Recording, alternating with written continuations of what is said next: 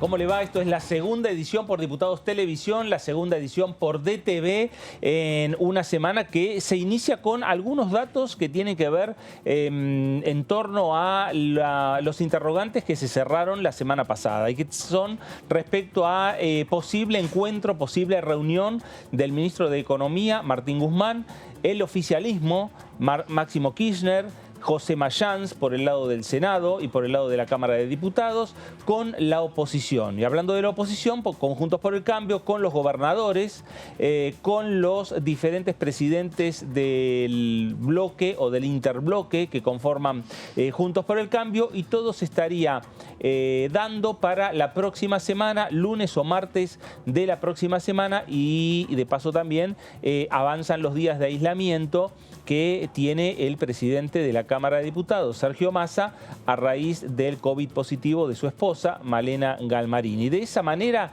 se va dando lo que es la semana política en el Congreso de la Nación. El tema de fondo es el acuerdo con el Fondo Monetario Internacional, cómo están las conversaciones, en qué momento de las conversaciones entre la Argentina y el Fondo Monetario estamos. Esa es la respuesta que quieren tener los diputados y los gobernadores de Juntos por el Cambio, y veremos también qué pasa con las otras fuerzas políticas que conforman la Cámara de Diputados de la Nación. De esto vamos a estar hablando en las próximas 2 horas. Daniela Mosetti, ¿cómo le va? ¿Qué tal? Buenas tardes, ¿cómo va? Muy bien, muy bien. Bueno, con fechas parece ya programadas que se está hablando de lunes y martes. Te sumo a esto el interrogante sobre qué va a pasar con el resto de los bloques. Ajá. Porque cuando hubo este planteo de Juntos por el Cambio, que habló de cómo se sentía respecto a las formas de esta reunión que todavía no se realizó, pidió incorporar ahí también con todos los bloques y las representaciones parlamentarias, en respuesta a reclamos que vinieron, por ejemplo, del interbloque federal,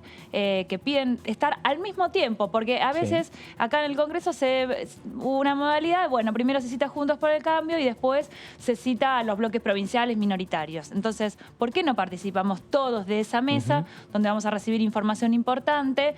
Entonces, también esta semana para negociar quiénes van a estar sentados a la mesa.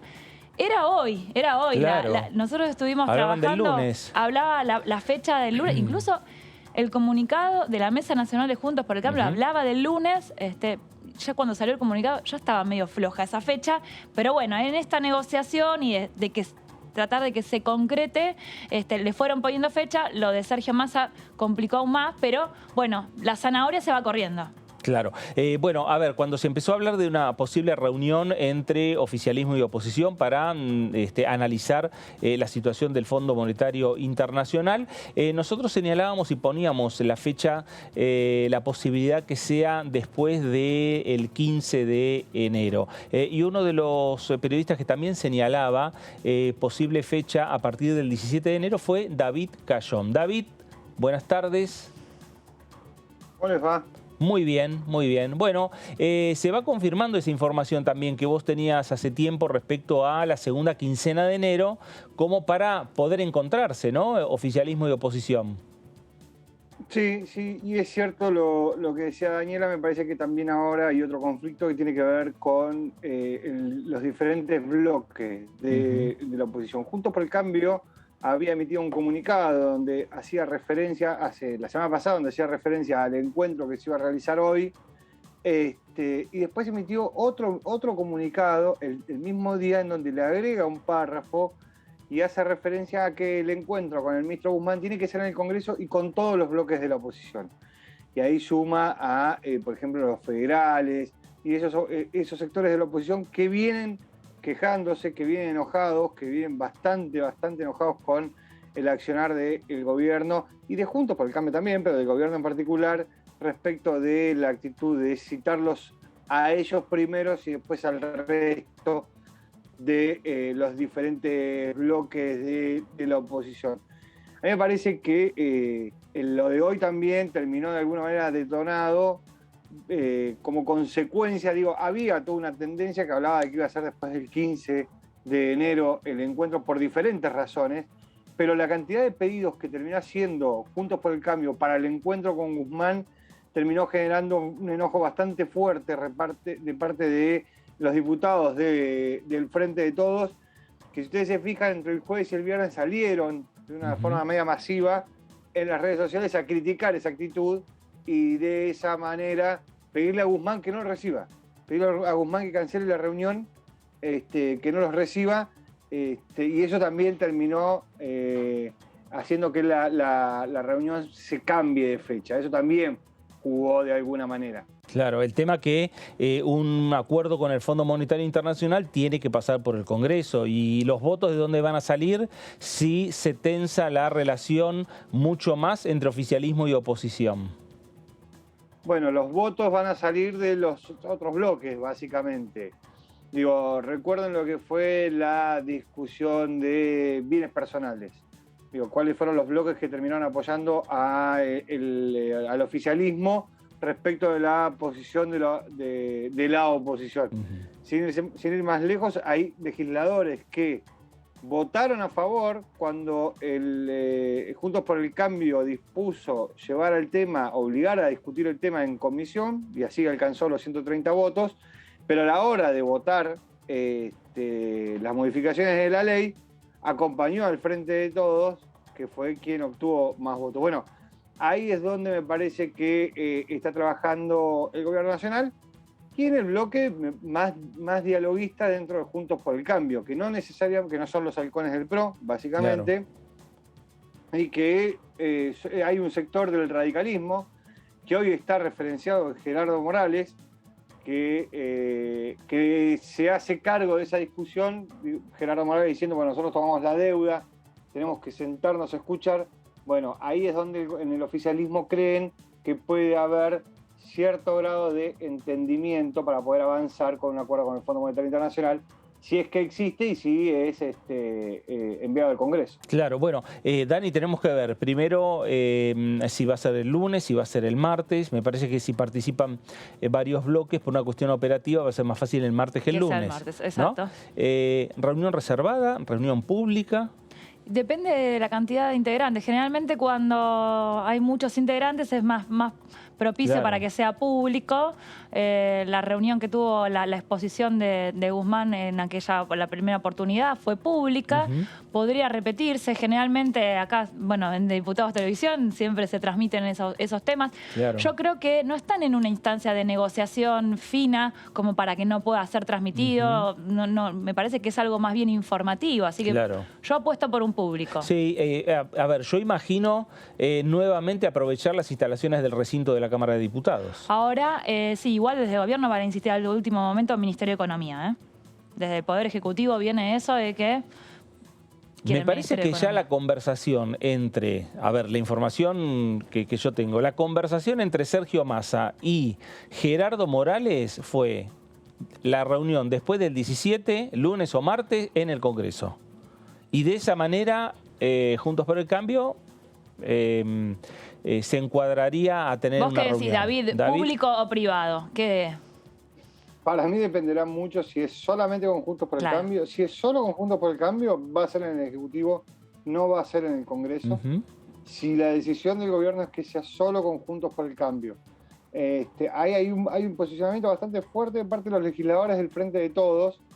Juntos por el Cambio establece y pone desde un lugar discursivo que la discusión se tiene que dar en el Congreso de la Nación, porque es el Congreso el que tiene que resolver. El Ejecutivo dice, nosotros estamos citando a los gobernadores, con lo cual los gobernadores no tienen nada que hacer en el Congreso, que vengan al Ministerio de Economía como vinieron todos los demás, como vinieron los empresarios, y no hay ningún proyecto de ley, simplemente lo que se está buscando es un lineamiento generalizado y que todos estén en el medio de la negociación, que todos apunten hacia el mismo lugar. Ahora, si la conversación termina siendo el bloque de Juntos por el Cambio más los diferentes bloques, bueno, eso sí va a terminar siendo el Congreso. Claro. Bueno, si no va a ser en el Ministerio de Economía, en el Salón Manuel Belgrano. Claro, bueno, lo importante me parece es que se haga la reunión, ¿no? Más allá de que si se hace en Economía o se hace en el Congreso, posiblemente si se hace en Economía, a lo mejor no se descarta la participación del propio presidente de la Nación. acompañando o por lo menos pasando en esa reunión un rato ante la oposición. Me parece que eso también sería un gesto importante, pero habrá que ver a ver qué es lo que termina de cerrarse principalmente con los diferentes bloques de la oposición, entonces. La información que yo tengo es que del lado del oficialismo va a estar representado, obviamente, el ministro de Economía, Guzmán, va a estar Alberto Fernández, el presidente Alberto Fernández, va a estar el presidente de la Cámara de Diputados, Sergio Massa, el presidente del bloque del Frente de Todos, Máximo Kirchner. Esos son las personas que van a estar del lado de la mesa del oficialismo, del lado de Juntos por el Cambio, los gobernadores, más el jefe de gobierno porteño, más el presidente, los dos presidentes de los bloques radicales, Mario Negri y Rodrigo de Loredo, que son las personas que están invitadas. No necesariamente sean las que vayan a estar, porque hay algunos que están de vacaciones y no van a estar en el país. Entonces, hay que ver eso cómo se soluciona. Pero bueno, Rodrigo de Loredo, Mario Negri por los diputados radicales, por los dos bloques radicales, Cristian Ritondo por el PRO, Juan Manuel López por la coalición cívica, y hasta ahora son las personas que están invitadas. Ni siquiera están invitados la totalidad de los bloques de Juntos por el Cambio. Y representantes del Senado, José Mayans estaría, Naidelnoff, claro. Y Cornejo. Mayans, Naidelnoff, Cornejo, son los hombres que van a estar en ese encuentro. Pero a lo que me refería en el caso de diputados, que son 10 bloques, los que conforman el interbloque, solamente van a estar los que representan a el PRO, a la coalición cívica y a la Unión Cívica Radical. Bueno, eso va a generar otra discusión interna, puertas hacia adentro de Juntos por el Cambio, que viene de discusiones en discusiones desde el 14 de noviembre, fecha de las elecciones. Sí, ya pasó, pero como hace no sé cuánto, ¿no? Parece que pasaron tantas cosas, tanto trabajo parlamentario también, que fue del 14 de noviembre para acá. Y bueno, y ver qué pasa también si se mezcla con extraordinarias o no, si esto significa el puntapié inicial para el trabajo parlamentario en el verano. La fecha, ya sabíamos que en esta semana no iba a haber mucho trabajo de comisión, hay muchos legisladores que estuvieron hasta el 30 de diciembre acá, así que hay un receso forzado. Pero bueno, a ver si esto forma parte de un paquete de leyes, si se aprovecha para un temario de consenso, si se deja fuera la relación con el FMI para avanzar con otros temas. Sí. Bueno, a ver, el programa plurianual que anunció el gobierno que iba a mandar al Congreso, que la misma portavoz del gobierno nacional, Gabriela Cerruti, anunció que va a estar llegando, pero me parece que tiene que ver y está en relación con el... Estamos un paso antes todavía, me parece, ¿no? Y con el tema del acuerdo con el fondo. Primero el acuerdo, después el plan plurianual. Como que se había anticipado todo, que iba a venir el plan, que ya estaba del acuerdo, bueno, todo Pero eso. en esa reunión entre oficialismo y oposición, ahí puede empezar también a dilucidarse una agenda parlamentaria. Me parece por eso también la importancia de la presencia del presidente de la Cámara de Diputados para ir viendo cuál es el momento en el cual se tiene que hacer también la convocatoria extraordinaria, ¿no? Si directamente ya se deja para que sea a partir de febrero o la última semana de enero, teniendo en cuenta si la reunión se realiza entre el lunes y martes de la semana que viene.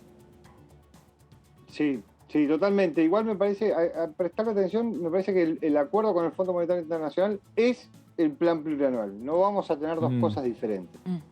Me parece que los tiempos no dan.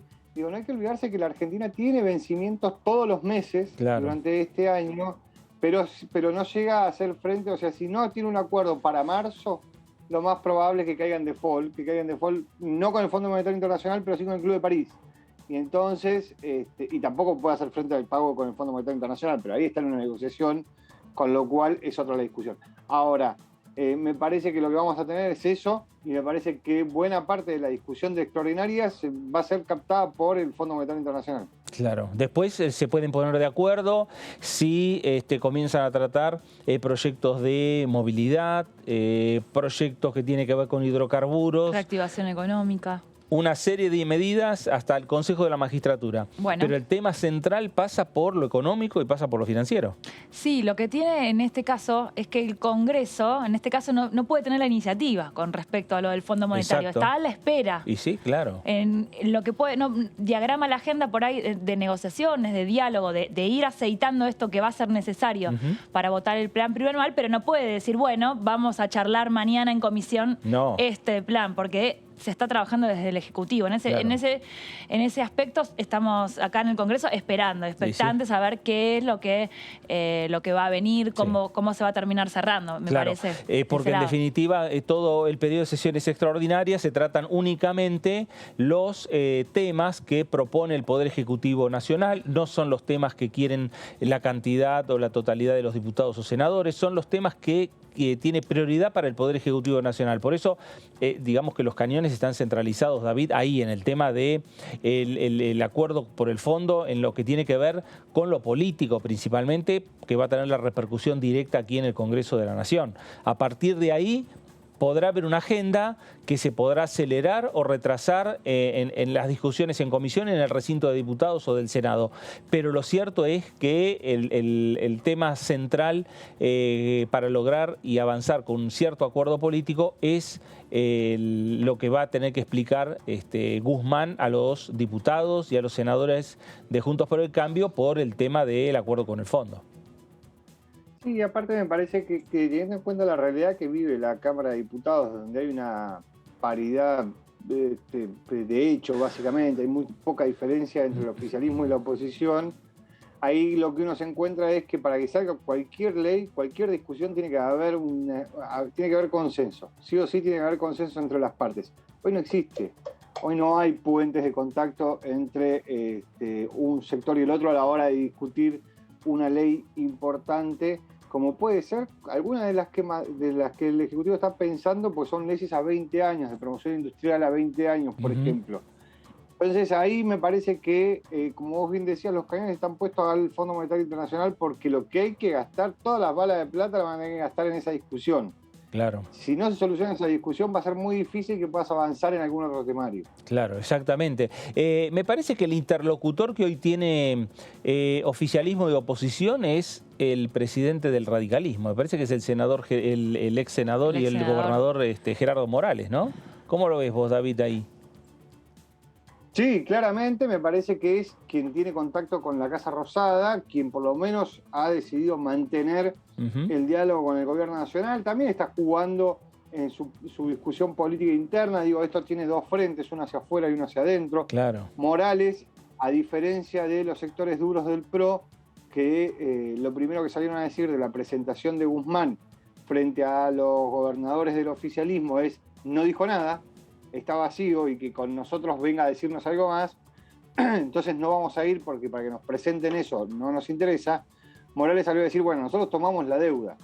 Entonces tenemos que por lo menos ir a escuchar a ver qué es lo que dice. Y es la primera vez que un miembro de, por decirlo de alguna manera, la cúpula de Juntos por el Cambio sale a hacerse cargo de la deuda.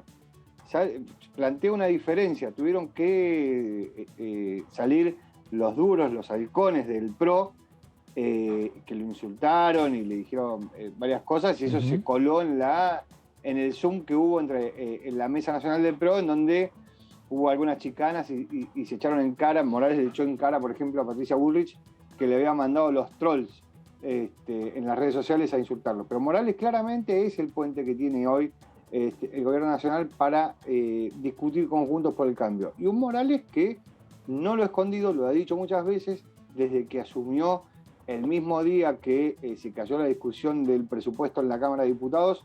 Ese día a la tarde Morales asumió como presidente de la Unión Cívica Radical y no escondió bajo ningún punto de vista que su intención es ir a discutir el poder al PRO y que el radicalismo sea la cabeza de Juntos por el Cambio en esta ocasión y no el furgón de cola como fue en el momento de Cambiemos. Claro. y en el momento de la toma de deuda. Sí, claro, totalmente. Y además, no solo que lo planteó ya desde antes de asumir la presidencia del radicalismo, que el radicalismo tenía que tener un rol distinto. Esto ha caído muy bien en la militancia del radicalismo de toda la República Argentina. Ha recibido, se lo ve siguiendo las redes sociales, ¿no? Cómo ha recibido, digamos, apoyos por parte, no tanto de los dirigentes, sino por parte principalmente de la militancia, y que por el otro lado también no oculta sus aspiraciones presidenciales, Gerardo No, nunca Morales. se ocultó. Por eso también llamó la atención sobre esto del Zoom, de Juntos por el Cambio, de la semana pasada y los cruces, porque alguna vez coquetearon con una fórmula presidencial, no sé si recuerdan, no hace tantos meses, Gerardo Morales y Patricia Bullrich. Evidentemente los dos tienen las mismas aspiraciones y bueno, están chocando. Claro. Pero también hay que destacar, Morales, no sé si es el interlocutor natural. Puede ser como puede no ser. Lo cierto es que él vio un lugar vacante que nadie estaba tomando y dijo, bueno, yo por lo menos, si nadie lo ocupa, lo voy a ocupar yo y lo voy a capitalizar de la mejor manera para mi partido. Sí, me da esa sensación. ¿Ustedes no quieren dialogar? Bueno, yo sí.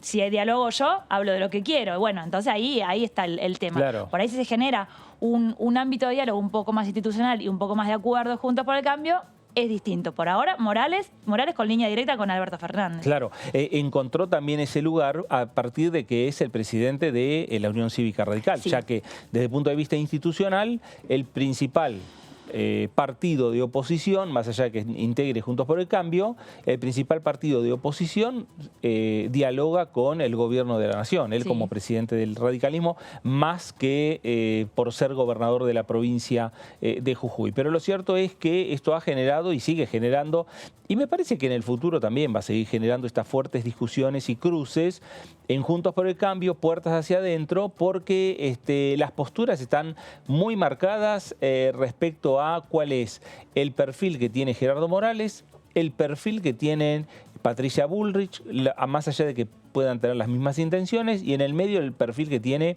Horacio Rodríguez Larreta, que trata de hacer equilibrio entre los halcones y las palomas, ¿no? Entre Bullrich y Morales trata de hacer equilibrio para ver en cómo queda su rol pensando en el 2023, que cada jugada todos la tratan de medir desde el punto de vista como si fuese un tablero de ajedrez, y el que juega al ajedrez, digamos, más rápido y sin pensar casi una segunda jugada es hoy por hoy Gerardo Morales, esperando, digamos, respuestas.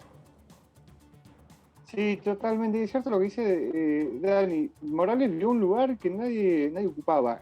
En Juntos por el Cambio, de alguna manera se iban repartiendo los roles, en donde estaba el opositor que tenía mucha presencia en los medios, el opositor que tenía mucha presencia en las redes sociales, el opositor que era un generador de títulos, pero que en realidad hacia adentro tenía poco peso, pero nadie tenía ese rol de ser quien hablara con la Casa Rosada. Bueno, Morales lo encontró y Morales lo está explotando y lo está llevando adelante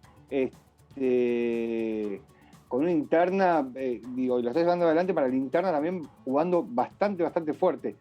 Morales, es cierto también lo que vos decías, es el presidente del radicalismo. El radicalismo tiene tres gobernadores. Claro. Contra el PRO, que tiene al jefe de gobierno porteño. Porque el radicalismo gobierna Jujuy, gobierna Mendoza, gobierna Corrientes. Con lo cual ahí también hay otra discusión de poder. Porque por más que en Juntos por el Cambio el PRO tenga más diputados que el radicalismo, cuando uno empieza a analizar los ejecutivos y quiénes son los que toman decisiones y cómo se manejan, bueno, ahí el radicalismo tiene un peso mayor que el PRO, por decirlo de alguna manera. Claro. La elección de Facundo Manes en la provincia de Buenos Aires le devolvió mucha vitalidad al radicalismo bonaerense. Entonces ahí como que armó un combo bastante particular, el radicalismo, que tiene que solucionar sus propias internas, que tiene sus conflictos, pero bueno, el radicalismo es un partido que como que vive de interna en interna, como disfruta, el político radical como que disfruta la discusión de las internas, no se pone mal, no se pone, sino que lo vive muy bien, a diferencia de otros políticos que quiere que eso no salga a la luz. A los radicales les importa bastante poco que los demás sepan que están discutiendo. Claro. Bueno, entonces en esa discusión, Morales se siente cómodo en esa discusión. claro, y lo vimos, la discusión que se dio fuerte por la conducción del radicalismo entre Gerardo Morales y Martín Lustó, que finalmente después terminaron acordando, y algunos están señalando que en el mes de marzo se puede dar la posibilidad que se vuelva a restablecerse cierta normalidad en el bloque de la Unión Cívica Radical. Sí, se habla de esta reunificación entre UCR y Evolución Radical. Sí. Por convicción o Sí, por conveniencia también, claro. porque con 33 integrantes del lado orgánico y 12 integrantes del lado díscolo, estamos sumando un número interesante, son 45 diputados. No llegan igual a igualar al PRO, pero sería interesante y les daría más fuerza. Eso fue uno de los temas que se habló el día de la elección del Comité Nacional, medio que ahí entre Morales, Lustó, eso, se terminó la polémica del vaso y todo eso, Claro. Y se habló, y bueno, cuando termine todo esto y elijamos formalmente las autoridades, todavía el interbloque no tiene autoridades, podemos revisar este tema. Quedaron como que sí, Claro. así que hay que ver si vuelven a dialogar Mario Negri, Rodrigo de Loredo y el resto de los integrantes. Bueno, estos son los temas por donde pasa la política en el Congreso de la Nación. Se espera la próxima semana el encuentro entre Juntos por el Cambio con el Frente de Todos, con la presencia del ministro de Economía, Martín Guzmán. El escenario puede ser el Ministerio de Economía, puede ser el Congreso de la Nación. Podrán participar otros bloques políticos que conforman el arco de la oposición en el Congreso. Esto se va a ir dilucidando a lo largo de la semana. Lo cierto es, David, Dani, que más allá de esta discusión política, hay proyectos, y Dani, vos vas a hablar de un proyecto que tiene de autor a Ricardo López Murphy, flamante diputado nacional por la ciudad de Buenos Aires, que ya ha presentado iniciativas como cuál. Tenemos un proyecto de Ricardo López Murphy, uno de los economistas que se lució en la discusión por el presupuesto. López Murphy no formaba parte, por los números y las proporciones del Congreso, no formaba parte de la Comisión de Presupuesto, bueno, le correspondía un lugar, incluso se lo habían ofrecido, pero al final no. Y bueno, vino a renovar esas figuras técnicas en la economía. Pero en este caso presentó un proyecto ligado a lo institucional y ahora ya se van a acordar por qué viene este proyecto a la actualidad. Propone modificar el régimen legal de DNU. A ver, sobre el final del 2021, unos meses antes, Sí. Tuvimos esa discusión de la bicameral de trámite legislativo que tenía para analizar 116 decretos presidenciales, los de la pandemia, las emergencias, todo el tema laboral, los despidos, las indemnizaciones. Bueno, todos esos decretos cayeron en un paquete entero, una cosa así gigante, al Congreso para que lo convalide. Está bien, formaba parte del procedimiento, pero lucía o que se había hecho tarde, o que no se podía ir desmenuzando uno por uno. Bueno, ahí quedó, trajo conflicto. De esos 116, hoy están aprobados 48.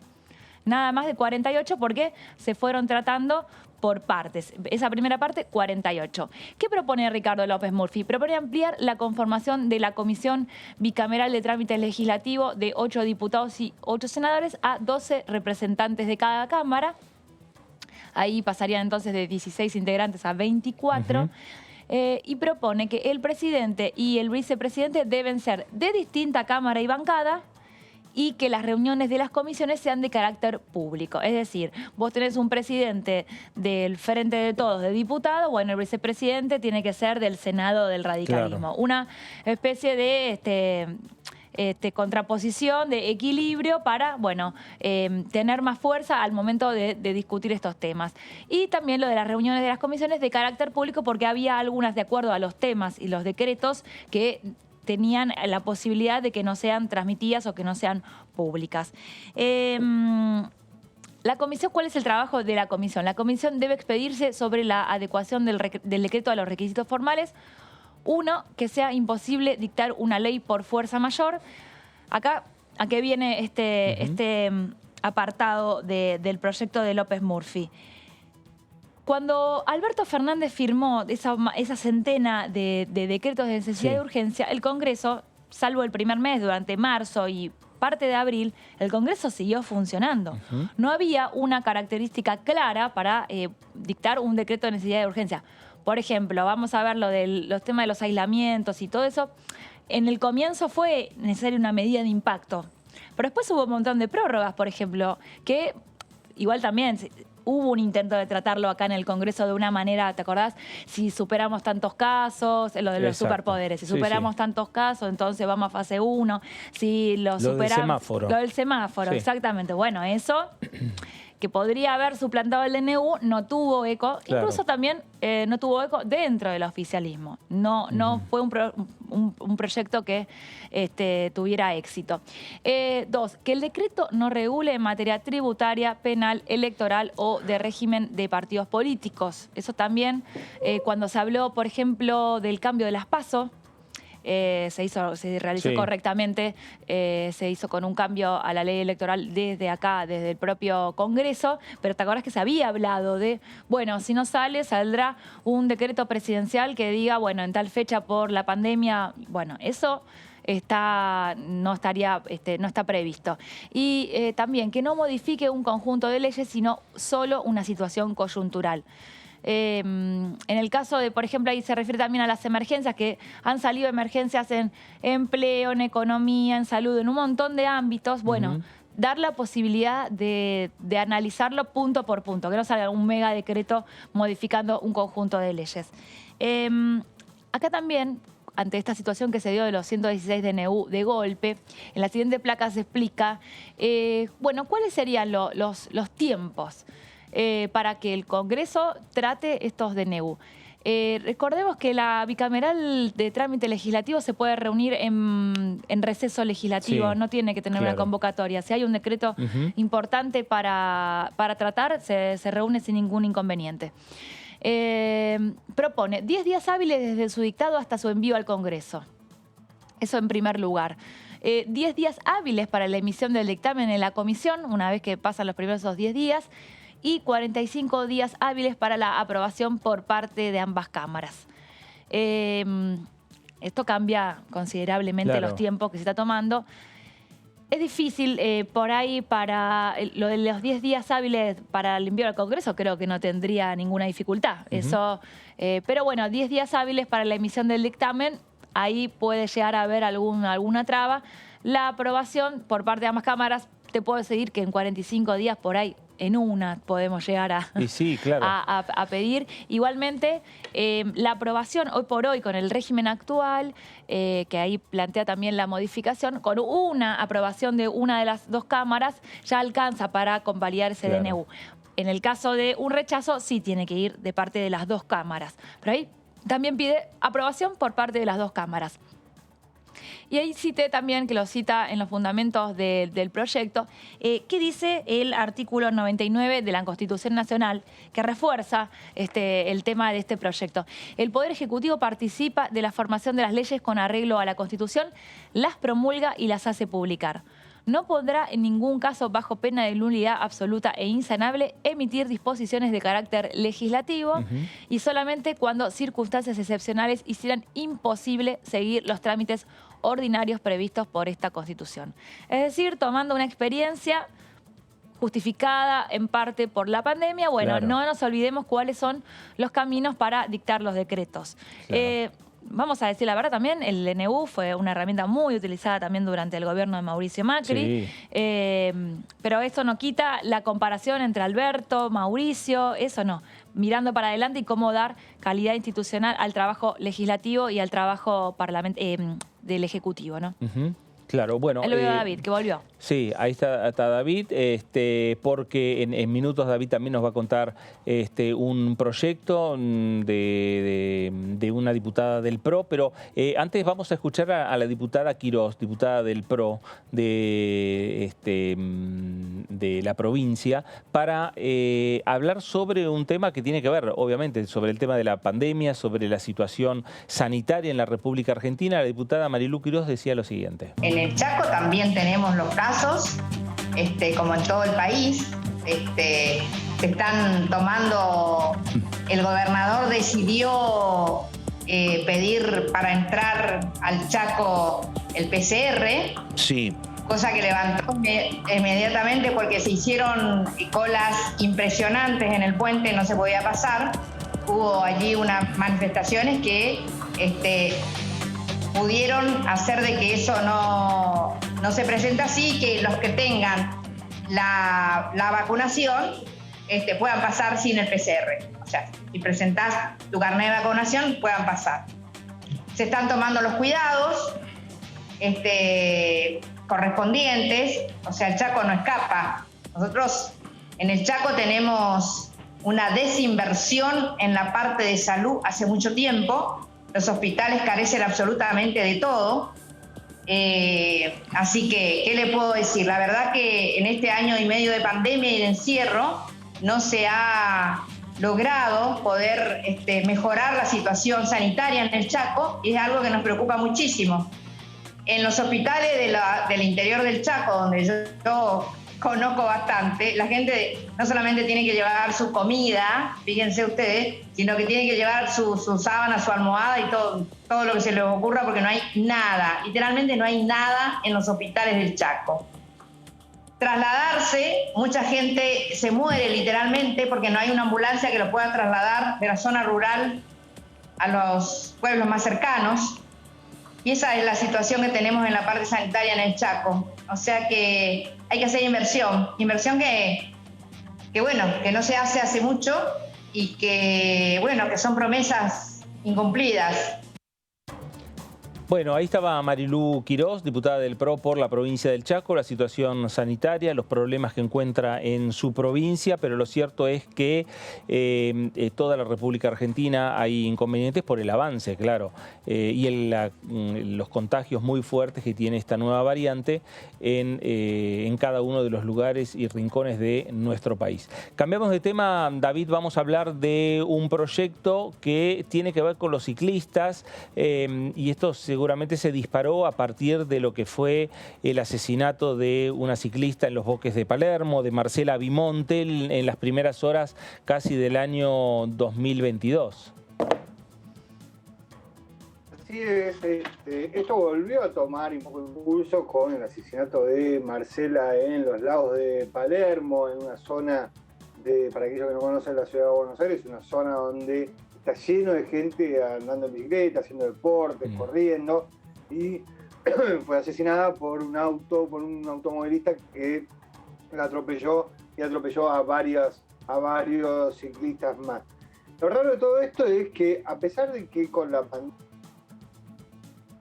Bueno, ahí se nos contó, ya vamos a recuperar con David, pero lo cierto es que lo que ha sucedido con Marcela Bimonte en los lagos de Palermo, esto ha generado nuevamente que se esté hablando de la posibilidad de aumentar penas para los automovilistas que cometan delitos viales contra ciclistas. Ese como uno de los puntos de partida, pero vamos a ver cuál es el proyecto que nos hablaba David. David, ¿estás nuevamente con nosotros? Ah, bueno, se cortó, David se cortó y a ver, sí, ahí está. Ahí está, ahí me parece que ya lo tenemos a David. David, comencemos nuevamente con lo que nos estaba señalando respecto a este proyecto. Sí. ¿Me escuchás bien ahora? Se cortó, David, se cortó y se interrumpió la comunicación. Volvemos arrancamos nuevamente. No, bueno, ahí lo que estábamos hablando es que luego del caso del asesinato de esta señora volvieron a aparecer otros proyectos que, a pesar de que la bicicleta y el uso de medios de transportes alternativos fue creciendo con la pandemia, no paramos de ver notas de cuánto vale una bicicleta, la cantidad de gente que se moviliza en bicicleta en la ciudad. No así se fue modificando las leyes de tránsito de transporte. Hay solo 2 proyectos en la Cámara de Diputados que todavía tienen estado parlamentario y que hablan sobre la protección del ciclista, que son bastante básicos, te diría. Uno es de Alfredo Olmedo, el ex diputado mendocino. Ajá. El otro es de Omar de Marchi, el otro diputado mendocino, Alfredo Olmedo, de un partido provincial que ahora está con el Frente de Todos en Mendoza. Omar de Marchi, el presidente del PRO de la misma provincia. Hay 2 proyectos, como te decía, de ley que permanecen con vigencia parlamentaria, de los que hay presentados en los últimos años, y tienen que ver con ciclistas y concientizar a los conductores de automotores sobre accidentes viales, así como la creación nuevas de ciclovías o sendas especiales para la circulación de bicicletas. Nótense que tiene que ver con una cuestión que apunta a la educación vial, no tanto a lo que tiene que ver con las normas viales o al uso correcto de la bicicleta o al uso correcto o cómo los automovilistas se tienen que comportar respecto de los ciclistas. En la placa siguiente vemos que la última iniciativa fue presentada en el 2021 por legisladores Juntos por el Cambio, por De Marchi, y solicita al Poder Ejecutivo Nacional que disponga de medidas necesarias para planificar y ejecutar campañas de inclusión segura de los ciclistas en la red social. De vuelta, tiene que ver con un proceso de educación. Las campañas tienen que tener como objetivo la concientización a ciclistas y automovilistas acerca de la prevención de accidentes y siniestros viales. Cada vez hay más gente andando en bicicleta, cada vez circula mucha más gente por las ciudades en este modo de transporte. Lo mismo sucede con otros modos de transporte similares, como pueden ser los monopatines. Bueno, y cada vez, obviamente, lo que tenemos son más accidentes, porque hay una cuestión de educación respecto de quién tiene la prioridad, cómo se utilizan, quién tiene que pasar primero. Digo, todos sabemos a esta altura de aquellos que manejamos que la prioridad la tiene sí o sí el peatón. No importa de qué momento estemos hablando, no importa de cuándo, sí o sí la tiene el peatón. Para los ciclistas la prioridad también la tiene el peatón. Bueno, para los automovilistas la prioridad, quien tiene que pasar primero, quien tiene el permiso de paso, es el ciclista. Bueno, eso todavía queda por aprender, queda por enseñar. Pero de vuelta, tiene que ver con campañas de concientización, lo que se está trabajando en el Congreso, y no con leyes de vialidad. El proyecto también, la placa siguiente lo vamos a poder ver, propone ampliar la red existente de ciclovías. Acá hay una discusión respecto de cómo se tienen que hacer las ciclovías. Nótense que en general lo que se busca es que la ciclovía vaya contramano a la mano a la que van los autos.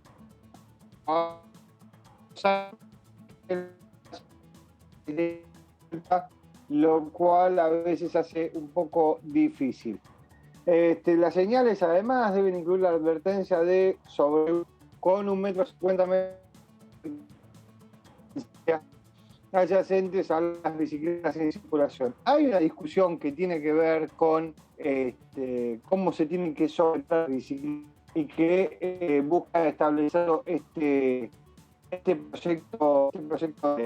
Lo que busca es que el sobrepaso debe constatar previamente que a su izquierda la vía esté libre a una distancia suficiente de al menos 1,5 metros para evitar todo tipo de riesgo de accidente que se lleve a cabo entre el automovilista y el ciclista. La maniobra se tiene que realizar por la izquierda, sí o sí, no adelantar por la derecha. Eso es bastante importante en esta discusión. Y por último, de vuelta, ambos proyectos de ley establecen que el adelantamiento que realizan los vehículos a los ciclistas, cuando no se respeta la distancia mínima de seguridad de 1,5 metros, acompañado de la no reducción de la velocidad, produciéndose un efecto sumidero que puede hacer perder el control de aquellas personas que van en bicicleta, especialmente con los vehículos pesados. De nuevo, son dos proyectos de ley que parecen que hablan sobre lo mismo.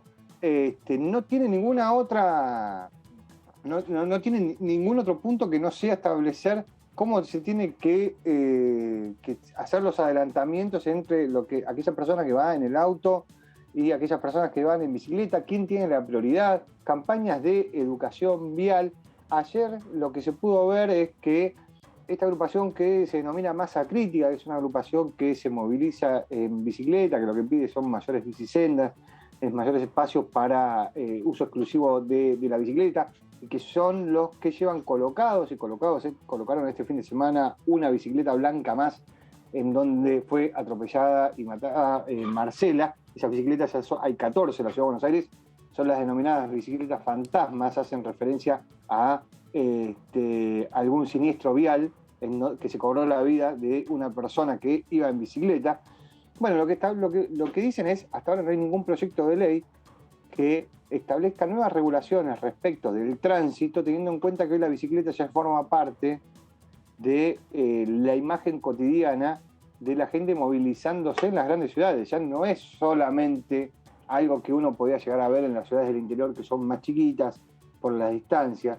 Digo, la verdad que hoy en grandes ciudades, como son la ciudad de Buenos Aires, la gente combina modos de transporte, y en esa combinación de modos de transporte aparece el tren y la bicicleta, se toma el subte y utiliza la bicicleta. Entonces ahí aparecen los seguros, aparecen los patentamientos, aparece la responsabilidad civil respecto de la conducción de este tipo de vehículos. Bueno, nada de todo eso hoy está siendo discutido en el Congreso de la Nación, y las organizaciones lo que piden es una mayor protección para los ciclistas, teniendo en cuenta obviamente que están frente a un riesgo cada vez mayor, porque cada vez son más. Ese es el punto, cada vez son muchos más los que están andando en bicicleta, y las normas de tránsito, más allá de la creación del Metrobús, que de alguna manera protege al ciclista respecto de los colectivos, porque los colectivos van por un espacio particular y propio. Bueno, respecto de los autos todavía me parece que nos queda mucho por aprender y mucho por legislar. David, gracias. En unos minutos nos volvemos a conectar contigo. Dale. Bueno, ahí estaban los proyectos que nos planteaba David. Me parece que son interesantes. Se han disparado este tema en la discusión cotidiana, y obviamente en la discusión también en el Parlamento Nacional y hasta en las legislaturas, como es el caso de la legislatura de la Ciudad de Buenos Aires. Por lo que estaba comentando recién David, serían proyectos en los cuales la mayoría estaría de acuerdo. Sí, claro.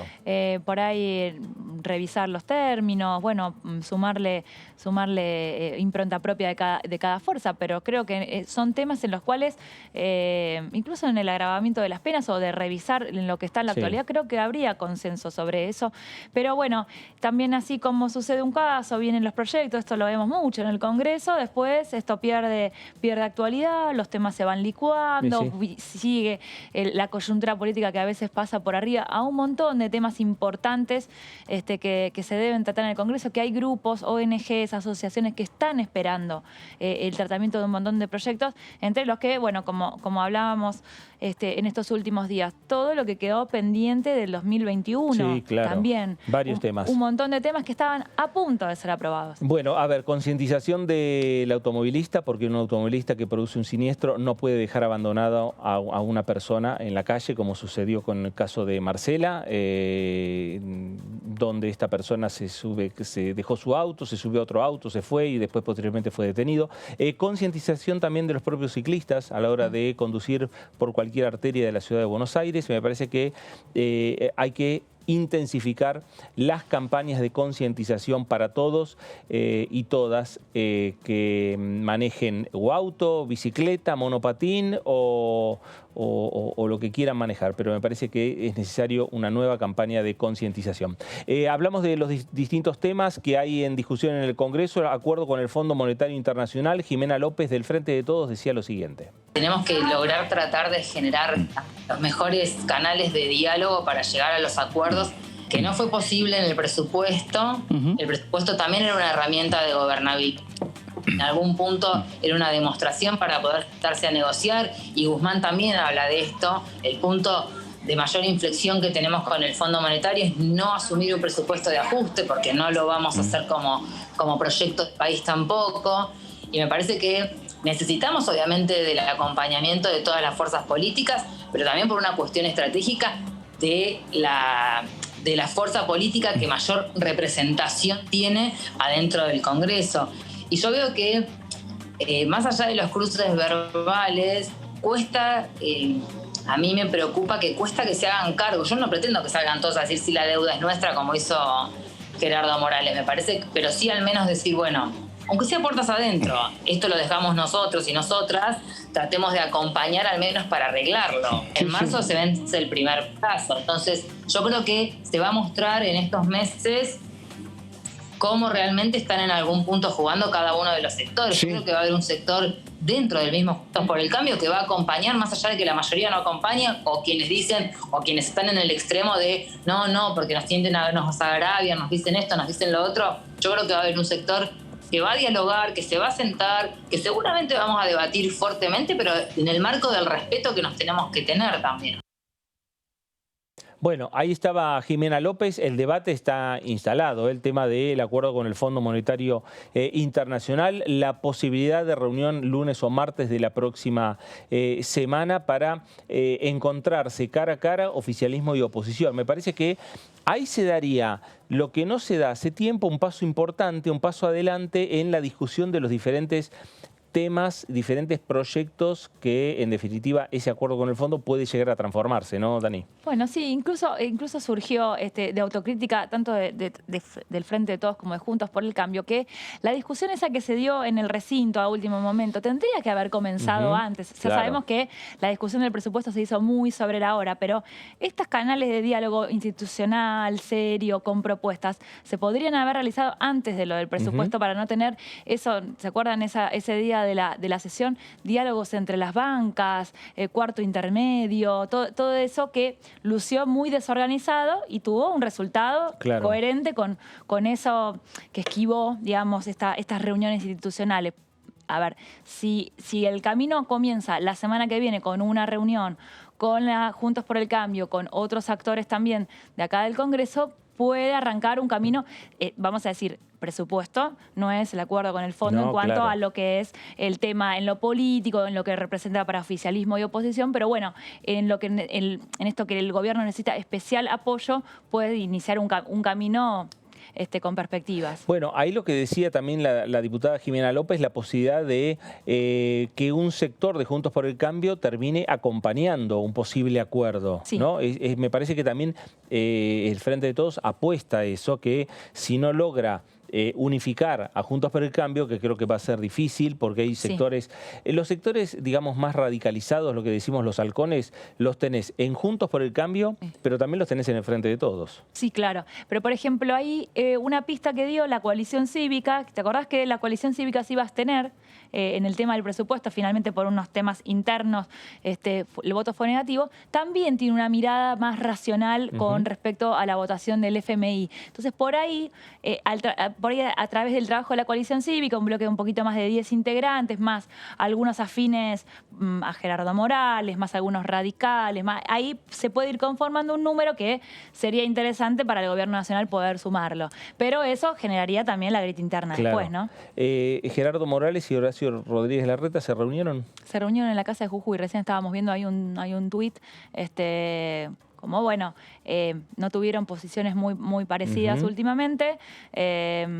Larreta fue el único que no envió representantes a esta reunión que el gobierno hizo con los gobernadores. Tiene un litigio ahí con el gobierno nacional por la coparticipación, pero también tienen esas tensiones internas. Bueno, a ver, desde el Frente de Todos, Guillermo Carnaghi, el diputado de la provincia de Neuquén, decía lo siguiente. Porque sí hay postura, que es la postura que expresó ayer el presidente, el ministro Guzmán y los gobernadores, que para hacer frente a esta deuda con el fondo es con mayor crecimiento y no con ajuste. Está clara la postura, está la postura, y bueno, confiamos en que se logre una buena negociación en cuanto a plazo, en cuanto a tasa de interés, y entonces que esto nos permita poder crecer. En el presupuesto está claro, en el presupuesto que no se aprobó, pero planteaba en el presupuesto claramente que si en este año hacíamos frente a amortizaciones como tenemos, compromisos por los 19.000 millones de dólares, otro tanto en el ejercicio 23, eso es ser obra pública, es no poder hacer frente a la asistencia social, a UH, pensiones, etc. Esta es la gravedad de la situación que está enfrentando el país, que claramente la amortización de capital e intereses de esta deuda que se contrajo claramente en el gobierno anterior con el Fondo Monetario Internacional condiciona la marcha de la economía del país. en el marco de un país que recibimos el gobierno en una situación económica, social muy compleja, agravada por la pandemia. Esta es la situación y esta es la postura, sí lo hemos hablado, la postura del bloque, sí lo hemos hablado con Máximo Kirchner como presidente del bloque en distintas reuniones. Lo que no tenemos es claramente la letra del acuerdo, pues bueno, hasta que no se concrete no lo podemos analizar, pero bueno, esto se va a analizar en el Congreso, no como el acuerdo anterior. Hoy decía Gerardo Morales, y repito sus palabras, que ellos se enteraron 5 minutos antes del acuerdo por un llamado del presidente en ese momento, Macri. Este acuerdo va a tener tratamiento en el Congreso. Creo que es una diferencia más que importante desde lo político. Bueno, ahí estaba Guillermo Carnaghi, la postura del Frente de Todos. La próxima semana se van a ver cara a cara, oficialismo y oposición. El tema es el acuerdo con el Fondo Monetario Internacional, en qué punto, en qué lugar estamos de las conversaciones de la República Argentina y el Organismo Internacional de Crédito. Ahora pausa en esta segunda edición y seguimos después de la pausa analizando la actividad en el Congreso de la Nación y el posible llamado a sesiones extraordinarias.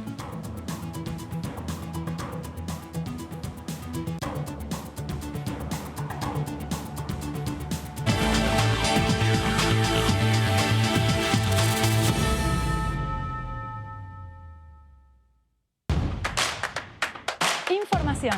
Análisis. Diálogo. Consenso. Innovación. Economía. Ambiente. Tecnología. Federalismo. Pluralidad. Oficialismo. Oposición. Todo lo que sucede en el Congreso. Te lo contamos nosotros. Porque somos tu voz en el Congreso. DTV, el periodismo en el Congreso.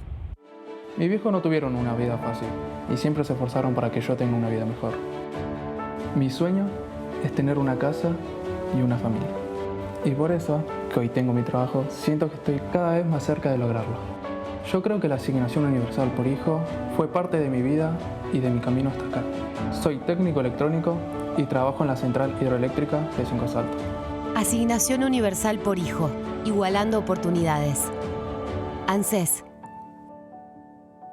Reconstrucción Argentina. Argentina Presidencia. La Cámara de Diputados tiene 257 miembros. Los diputados debaten y sancionan leyes que rigen en todo el territorio nacional. Algunas de las más importantes son el presupuesto de gastos generales del Estado, el Código Civil, el Código Penal, la forma en que se rige el trabajo, las jubilaciones, entre tantas otras. Además, controla y hace un seguimiento de las políticas del Poder Ejecutivo a través de la visita de diferentes funcionarios o el pedido de informes, así como la posibilidad de realizar juicios políticos a los funcionarios. La duración de los mandatos de los diputados es de 4 años y pueden ser reelegidos indefinidamente. Desde el momento en que asumen y hasta el final de su mandato, no pueden ser acusados, interrogados judicialmente, ni molestados por las opiniones o discursos que imitan desempeñando su mandato. Son requisitos para ser diputado tener al menos 25 años, 4 años de ciudadanía argentina y haber nacido en la provincia por la que se postula o haber residido en ella los 2 años precedentes. Se agrupan en bloques que expresan partidos políticos o afinidad ideológica. Existen también los monobloques integrados por un solo diputado. Estamos vacunando. Cuidémonos más que nunca. Para evitar que la enfermedad se propague, es importante que utilices correctamente el barbijo cuando te encontrás con otras personas. Chequea que tenga 2 o 3 capas de tela. Úsalo siempre y cubriendo el mentón, la boca y la nariz. Recordá que los barbijos con válvulas y las máscaras no impiden la transmisión de COVID-19. Sigamos practicando la cuidadanía. Ministerio de Salud. Argentina Presidencia.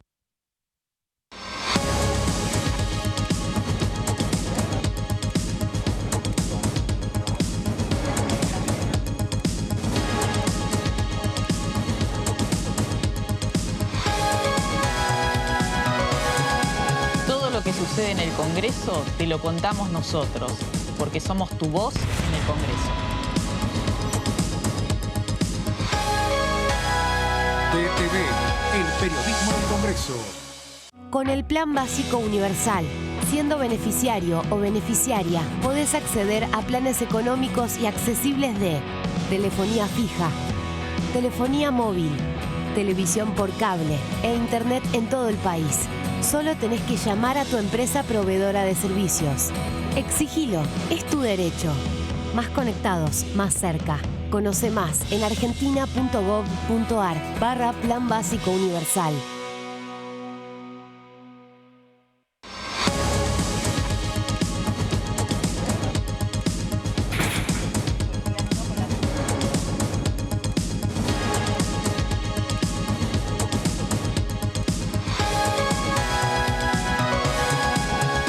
Lo que sucede en el Congreso te lo contamos nosotros, porque somos tu voz en el Congreso. DTV, el periodismo del Congreso. ¿Qué es tener tu casa propia? ¿Es tener un título que diga que es tuya? Sí, pero es más que eso. Es saber que vos y tu familia van a tener un lugar al que puedan llamar casa. Y a partir de ese momento, todo cambia. Los mates van a tener un sabor único. Las pastas van a ser más ricas que nunca. Y las noches en familia, más divertidas. Por eso lanzamos Casa Propia, un plan nacional de vivienda para que cada argentino y argentina pueda tener su casa. Conoce más en argentina.gov.ar/Casa Propia. Casa Propia es construir futuro. Reconstrucción Argentina. Ministerio de Desarrollo Territorial y Hábitat. Argentina Presidencia.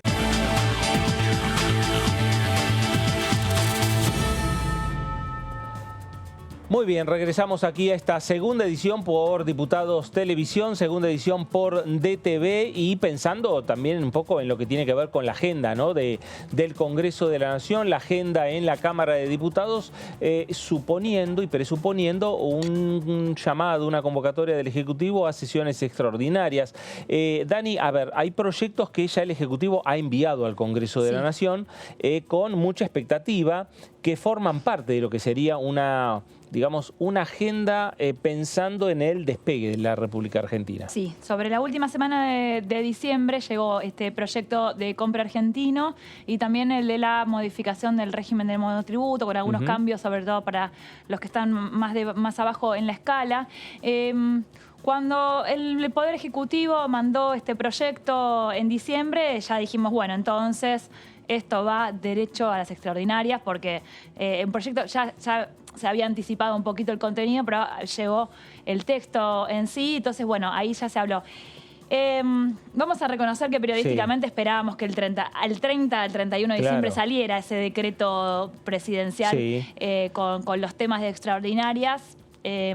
Y la fecha, ¿no? Principalmente también sabiendo a qué fecha se iba a convocar. Entre cuándo y cuándo, ¿no? Claro, exactamente. Y ver esa lista, en el año pasado había sido una lista bastante amplia, tuvo ampliaciones luego de acuerdo a los temas que se iban sumando, pero ver porque también en lo que se incorpora en extraordinarias también es un contenido político, una señal de lo que el gobierno cree que es prioridad, a lo que le va a poner énfasis.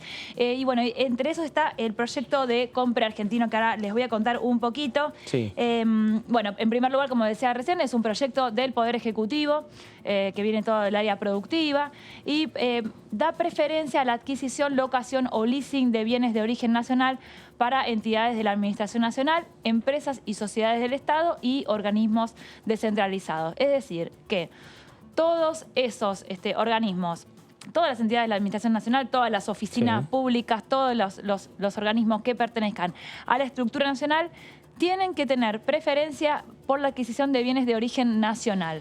Es decir, si vos tenés varias opciones de un producto, bueno, buscar la alternativa, preferentemente la alternativa nacional, si a vos te cubre o, no sé, si el proveedor te sirve y cumple la misma función, darle esa prioridad al producto de origen nacional.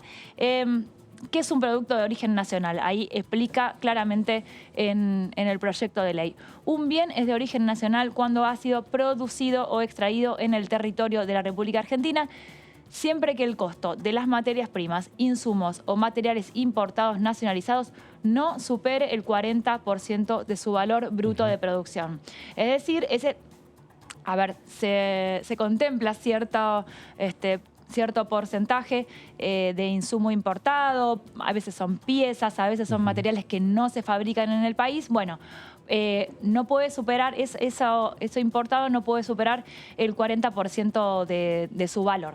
Y en el caso también de la obra pública, dice, un bien es de origen nacional cuando al menos el 50% de los materiales utilizados en la obra cumplan con el requisito de bienes de origen nacional. Eso... en el caso, ahí ya lo hemos comentado, pero ese 10% de chapa que le dan es porque mucho de lo que viene para utilizarse en la obra pública hay mucho material importado. Entonces, bueno, en lo que se pueda optar por la opción argentina, bienvenido sea. Y no solo bienvenido sea, sino que lo tenés que hacer. Claro. ¿Por qué? Bueno, ahí habla de... ahora igual vuelvo para atrás, pero ¿por qué bienvenido sea y si lo puede hacer mejor? Porque establece multas y sanciones de entre el 5 y el 50% del valor del contrato para quienes no cumplan con la normativa. Por ahí compraste igual algo que no era argentino, compraste parte del envío es argentino y parte no. Entonces, bueno, entre el 5 y el 50% del valor del contrato. Y también otra suspensión para futuros contratos de entre 3 y 10 años. Es decir, aquellos proveedores o aquellas oficinas que no cumplan con esto del compra argentino, bueno, suspensión en los contratos. 3 años de suspensión de un contrato con el Estado, la verdad que es una sanción dura. Se invita a las provincias, municipios y a la ciudad de Buenos Aires a adherirse porque en principio esto va para el ámbito nacional. Pero volviendo para atrás, que quería mencionar también, crea una comisión, un control por parte de la Comisión Bicameral de Contratos de Participación Público-Privada, es decir, desde el Congreso va a haber un trabajo de controlar que se cumpla con ese 40-50% a lo sumo de bienes importados. Todo lo demás, nacional. La intención también es que venga la autoridad de aplicación con una frecuencia semestral a contar, bueno, cómo se está desarrollando, dar explicaciones, mostrar un poco los números. Incluso, a ver, este 40 o 50% se pone como límite. Si es menos, por supuesto que es mejor. Si es 100% nacional, muchísimo mejor. Y también se analizarán los contratos, esto también en conjunto con SIGEM y Auditoría General de la Nación. Auditoría General de la Nación, una vez que haya finalizado el año de trabajo, se analizan los números de toda la Administración Pública Nacional. Bueno, Dani, este proyecto va a servir y mucho para las pymes, va a servir para, obviamente, empresas grandes o empresas chicas. Lo cierto es que también va a requerir un compromiso de esa empresa porque hay sanciones para las empresas que no cumplan y seguramente una sanción de una empresa que no puede hacer acuerdos o contratos con el Estado entre 3 y 10 años quiere decir que directamente estuvo operando, digamos, en otro régimen. Sí, 10 años, si te suspenden en 10 años es que no. Pero totalmente. Bueno, a veces por ahí, si cuando la multa es económica, vos decís, bueno, por ahí si el margen es mucho, un 5 o 10% de multa no es tan grave. Pero si en el caso de la suspensión del contrato no hay vuelta atrás. Claro. David, y este tema con otros se piensan como agenda del Congreso en una convocatoria de sesiones extraordinarias. Sí, totalmente. Y como he dicho Dani al principio del programa, tiene toda una mirada económica que tiene que ver con la pospandemia, con cómo salir de la pospandemia, hacia qué sectores apuntar, cómo ir encaminándose hacia lo que el gobierno cree que van a ser los próximos 2 años, o sea, y el que viene de su gestión respecto de los primeros 2 años donde se vivió en plena pandemia. Otro de los proyectos que está dando vuelta es el de la Ley de Fomento del Desarrollo Agroindustrial. Claro. Esto tiene mucho que ver con la discusión que tiene el Gobierno Nacional. Recuerden que está el Consejo Agroindustrial, donde hace unos días atrás las entidades del campo, que son 4, de las 4, 3 se retiraron del Consejo Agroindustrial. Solamente quedó quedó una que además forma parte de, del Ministerio de Agroindustria, quedó como, tiene a uno de sus miembros como viceministro de Agroindustria. Pero bueno, esto es un proyecto de ley que trabajó el Gobierno Nacional durante los primeros 2 años con diferentes eslabones de la cadena agroindustrial, que obviamente el autor es el Poder Ejecutivo Nacional. Y si quieren vamos viendo algunas placas para ir mostrando un poquito de qué se trata este proyecto. A ver, vamos a, David, si te parece, nos vamos a ir primero a la provincia de Río Negro, vamos a conversar con un diputado nacional y después vamos a ampliar este proyecto que vos estás adelantando, que tiene que ver con el programa agroindustrial que va a llevar adelante la República Argentina. Nos vamos a la provincia de Río Negro.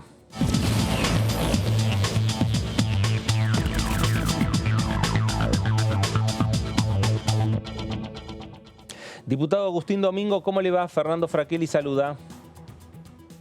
¿Qué tal? Buenas tardes, Fernando. ¿Cómo estás? Un gusto saludarte. Muy bien, acá estamos con Daniela, estamos con David, estamos analizando un poco los temas que estarían marcando en lo que tiene que ver con la agenda próxima del Congreso, una reunión lunes o martes de la próxima semana entre oficialismo y oposición por el tema del acuerdo con el Fondo Monetario Internacional. Explicaciones, conversaciones con el ministro Martín Guzmán, en principio Juntos por el Cambio, pero que podría ampliarse a otros bloques. Entre esos bloques, Juntos Somos Río Negro. ¿Qué sabe usted, diputado Domingo, de una convocatoria? La verdad es que no hemos tenido novedades todavía, no nos han convocado. Claramente, si hay una convocatoria para charlar con la oposición, deberían incluirse a todos los bloques, sea en esta reunión o en otra posterior, pero la verdad es que el Congreso no se limita a Frente de Todos y Juntos por el Cambio, así que estamos atentos y obviamente es que si somos convocados vamos a concurrir. Nos parece que es fundamental poder tener la mayor información posible y poder lograr un acuerdo con el fondo que nos permita empezar a desandar ese camino de vuelta a los mercados de deuda voluntaria, ¿no? Porque en el fondo, digo, el Fondo Monetario es un primer paso, pero la verdad es que el verdadero problema que tiene la Argentina es que no tiene acceso a los mercados de deuda voluntaria, y no es casualidad, esto es la consecuencia de haber incumplido recurrentemente nuestros compromisos de deuda y por eso estamos en la situación que estamos, con lo cual nos parece fundamental que pueda haber un acuerdo y que haya un acuerdo con todas las fuerzas de la oposición en lo que realmente se acuerde con el fondo. Claro, Agustín, un dato me parece importante que usted está señalando. Para Juntos Somos Río Negro, si la próxima semana, el martes o el lunes, hay un acuerdo de reunirse Juntos por el Cambio con el Frente de Todos y el jueves o viernes una reunión con otros bloques de la oposición, ¿ustedes no lo ven mal? No, claro que no. Nosotros estamos abiertos al diálogo, participamos en el ámbito, nosotros formamos parte de un partido provincial que es gobierno en la provincia, nuestra gobernadora participó de la reunión de los gobernadores, pero finalmente esto se va a resolver en el Congreso y estamos de acuerdo que en ese ámbito también tiene que haber explicaciones del Poder Ejecutivo previo al envío del proyecto, del acuerdo o el entendimiento al que se ha llegado con el fondo. ¿Qué tal, diputado? Buenas tardes. Daniela Mosetic lo saluda. Uno de los temas de esta convocatoria hablaba de Congreso, de Ministerio de Economía, con todos, con algunos. ¿Qué piensa de esta discusión por las formas? ¿Ustedes irían, por ejemplo, al Ministerio de Economía? ¿Tendrían inconvenientes si la citación es allí? Sí, creo que pasa más que nada por ver si es una reunión con una parte de la oposición o no, en cuyo caso nos parece bien que sea en el Ministerio de Economía, o si es una convocatoria más amplia con todas las fuerzas de la oposición, y ahí me parece que el ámbito adecuado sería el Congreso. Pero la verdad es que lo importante es que haya diálogo, me parece que las formas pasan a un segundo plano y que haya voluntad de diálogo, porque la verdad que lo que vemos hasta ahora es que terminan ganando siempre los sectores más extremos o más radicalizados, tanto del oficialismo como de la oposición, del Juntos por el Cambio, y se prioriza hablarle a sus fanáticos, digo yo, porque la verdad es que termina siendo eso, ¿no? Termina siendo en lugar de haber verdadera vocación de diálogo y de convocar a una discusión y tratar de trabajar sobre los puntos de acuerdo, se prioriza siempre profundizar las diferencias. Por eso me parece que el lugar o el ámbito es secundario. Lo importante es que haya verdadera vocación de diálogo y que en ese diálogo también haya voluntad de ceder un poco para llegar a un acuerdo, porque la verdad es que si no cedemos y si cada uno seguimos en nuestras posturas extremas, es muy difícil encontrar esos puntos de acuerdo. Claro. David, adelante. Diputado, ¿cómo le va? Soy David Cayón. Aprovecho en su pasado, digo, ¿cuál es el margen que tienen las fuerzas políticas para discutir con el Ejecutivo Nacional el proyecto o el acuerdo con el Fondo Monetario Internacional? Digo, teniendo en cuenta que es el Ejecutivo el único que tiene la capacidad para llevar adelante esa discusión, digo, si las fuerzas políticas se oponen a un acuerdo con el Fondo Monetario Internacional, ¿qué salida le queda al gobierno? La verdad es que creo que hay consenso en que hay que lograr un acuerdo con el fondo, y lo que se está discutiendo es cuáles son las condiciones, y me parece que más que la oposición que podamos poner nosotros a las condiciones que establece el fondo, creo que las diferencias están más dentro del mismo oficialismo que en la oposición, ya sea en los partidos provinciales o en Juntos por el Cambio. Entonces, de vuelta, así como las distintas fuerzas, todo el arco político tiene que ceder en sus opiniones o en sus posiciones para lograr el acuerdo, el gobierno me parece que también tiene que ceder en las exigencias de los 190 países que forman parte del fondo, y no puede pretender conseguir todo lo que se ha propuesto, lo que ha manifestado, que ha solicitado ante el fondo. Entonces, yo creo que pasa más por ahí el desafío del gobierno que por la negociación con la oposición. Claro. Agustín, la posibilidad de avanzar con un acuerdo con el Fondo Monetario Internacional es el tema central hoy por hoy para el Poder Ejecutivo, ¿piensa usted? A partir de allí se puede diagramar lo que sería convocatoria a sesiones extraordinarias, pero primero tiene que conversar este tema con la oposición y después avanzar obviamente con el organismo internacional. Sí, para mí el tema central, vuelvo al principio, es volver a los mercados voluntarios de deuda. Ese es el tema central.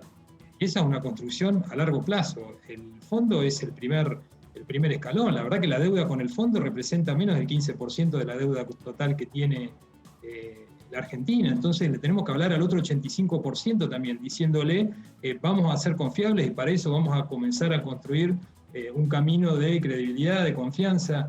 El fondo es simbólico, diría. Parece que lo relevante es volver a ser confiables, definir temas que hacen a la cuestión fiscal, a cómo vamos a resolver esta crisis crónica fiscal que tiene el país, donde permanentemente se gasta más de lo que se puede, eso termina generando deuda, inflación. Entonces, me parece que el tema clave es ese, ¿no? El objetivo de largo plazo tiene que ser ese, y para eso es imprescindible, obviamente, acordar con el fondo, porque el otro 85% está viendo qué explicaciones le damos al fondo, que es el único acreedor que tiene la facultad de exigir ciertas cosas o de monitorearnos. Por eso es tan relevante lo que hagamos con el fondo. Diputado, ahí, bueno, antes mencionó que la gobernadora de Río Negro, bueno, es una de las que firmó el consenso fiscal, también estuvo en la reunión invitada representando a la provincia. ¿Cómo está la situación financiera de Río Negro? Porque, bueno, en ese consenso fiscal se habla de no poder endeudarse en dólares, salvo los compromisos que ya tenían, no poder utilizar el endeudamiento para gastos corrientes. ¿En qué situación se encuentra específicamente la provincia? Le pregunto esto porque sé que está en el ámbito económico y maneja esos números. Pero ¿cómo lo ve en el presente? La situación financiera es muy sana de la provincia. La verdad es que en general todas las provincias están en equilibrio porque no tienen otra posibilidad. Entonces ajustan sus gastos en función de los ingresos que tienen. Algunas tuvimos la posibilidad, cuando había acceso a los mercados, financieros de adquirir deuda para hacer obra pública. En Río Negro particularmente hicimos un plan de obra pública muy importante, obras de infraestructura muy demandadas por mucho tiempo que se pudieron llevar adelante, pero siempre cumpliendo con la ley de responsabilidad fiscal. Por eso los servicios de deuda que tenemos son sostenibles, son pagables, con lo cual el horizonte, no solo la actualidad, sino el horizonte que tenemos hacia adelante también es muy sano. Bueno, pero hay provincias vecinas de la Patagonia que no están tan con la economía tan sana, ¿no? Vamos a decir eso también. Hay algunas provincias están más complicadas, Chubut está más complicado, Santa Cruz también. Sí, bueno, hay algunos casos puntuales, pero me parece que en la regla general las provincias no están financieramente tan complicadas, porque existe esto, lo que les decía, la ley de responsabilidad fiscal, que las provincias se siguió aplicando. Ahora en el consenso se vuelve a plantear, porque se habían suspendido algunos artículos, se vuelve a plantear la reincorporación, pero siempre se habla de la responsabilidad fiscal de las provincias, ¿no? De los límites que tenemos las provincias para gastar, para contratar personal, para tomar deuda, pero se posterga la discusión de la responsabilidad fiscal de la nación, y eso me parece que es tal vez la gran asignatura pendiente del consenso fiscal, haber ampliado un poco más la discusión e incluir en esa discusión, que también la tienen que dar las provincias, porque finalmente cuando hablamos de ingresos y de gastos de la nación, tanto los impuestos que recauda la nación como los gastos que hace tienen impacto en las provincias, y por eso está bien que existan esta discusión en el marco del consenso fiscal de cuáles son los gastos, los impuestos y los límites que tienen ambos, tanto a nivel provincial como municipal y nacional fundamentalmente. David, adelante. Diputado, respecto de eso, hay como un paquete de leyes económicas que el gobierno le gustaría, o por lo menos da la sensación, en algún momento lo ha dicho, que le gustaría decirlas en extraordinarias. Está el Convergentino. A la provincia, entre algunas otras, ¿a la provincia cuál es la que más le interesa? ¿La ley de hidrocarburos? ¿En esa va a ser la que piensa trabajar? La ley de hidrocarburos nos interesa, la que mencionaban antes de que yo entrara, del incentivo a la agroindustria también, es una de las principales actividades que tiene nuestra provincia, la agricultura. La verdad es que todas esas leyes que garanticen o incentiven las inversiones en actividades que generan trabajo, que generan actividad económica, a nosotros nos importan y nos interesa que se establezcan sobre todo reglas claras que permitan darle previsibilidad a los inversores en cada uno de estos ámbitos de la economía para hacer hundir esas inversiones que son tan necesarias para hacer crecer la actividad y el empleo. Claro, ahora, Agustín, esas leyes que los gobernadores, digamos que son las que necesitan también, porque si despega la Argentina, despegan también las provincias. ¿Usted ve que se puede lograr cierto margen de acuerdo en el Congreso de la Nación? Hoy por hoy, ¿cómo está la relación entre el oficialismo y la oposición, principalmente entre el Frente de Todos y Juntos por el Cambio? Y en estas leyes yo creo que sí. La verdad es que son leyes en las que a priori uno no anticipa que haya desacuerdo, ¿no? Después habrá que ver. La de compra argentino es distinto porque ahí esa es una ley que tiene claramente un costo para el Estado Nacional, porque implica pagar más de lo que se podría para... Los costos están claros, hay que ver cuáles son los beneficios, cuál es el universo de empresas a las que se quiere beneficiar, siendo que ya tenemos una ley de compra nacional que ya implica sobrecostos, plata que aportan los contribuyentes, que no es utilizada de la manera más eficiente posible y nunca queda bien claro cuál es el beneficio, ¿no? A quién se pretende proteger, siendo que tenemos también impuestos a las importaciones que ya hace que los productos importados los tengamos que pagar más caros. Entonces agregarles un sobrecosto, la verdad que hay que ver muy bien, o me gustaría ver muy bien cuál es la explicación de a quién beneficia incrementar aún más los costos del Estado Nacional, que viene con una carga, con un déficit que tiene que financiar. Bueno, creo que es más discutible eso, pero las leyes que apuestan a incentivar a las economías regionales me parece que a priori deberían tener menos resistencia. Con respecto a esto que dice el Compra Nacional, usted dice porque hay productos que no pueden competir con el precio de lo que viene de afuera y estaría obligado el Estado a comprarlo aun cuando sea más caro. Claro, exactamente. Ese es el sentido, es proteccionismo, o sea, es acceder a comprarle más caro a una empresa nacional que puede estar bien, ojo, si estamos hablando de que son pymes, que es un sector que se quiere promocionar, desarrollar, está muy bien, pero está claro que tiene un costo, que hay que pagar más impuestos para tener los mismos bienes o servicios que adquiere el Estado Nacional. Claro. ¿David? Ahora, Agustín, respecto de eso, está claro que tiene un costo, pero no hay un momento, digo, y aprovecho su conocimiento de economista, hay un momento en el que no pega la vuelta, que esa pyme ya genera una capacidad productiva suficiente que empiece a ser más barata a la hora de ofrecer esos servicios. Digo, para ponerlo en otro ejemplo, en la ley de góndolas, donde aparecen las pymes regionales. Sí. En teoría está muy claro, luego es muy fácil determinar el costo, pero es difícil identificar cuáles son los beneficios, siendo que ya existe una ley de compra nacional. Ahora se está hablando de que se lo quiere ampliar al PAMI para beneficiar a la compra de medicamentos.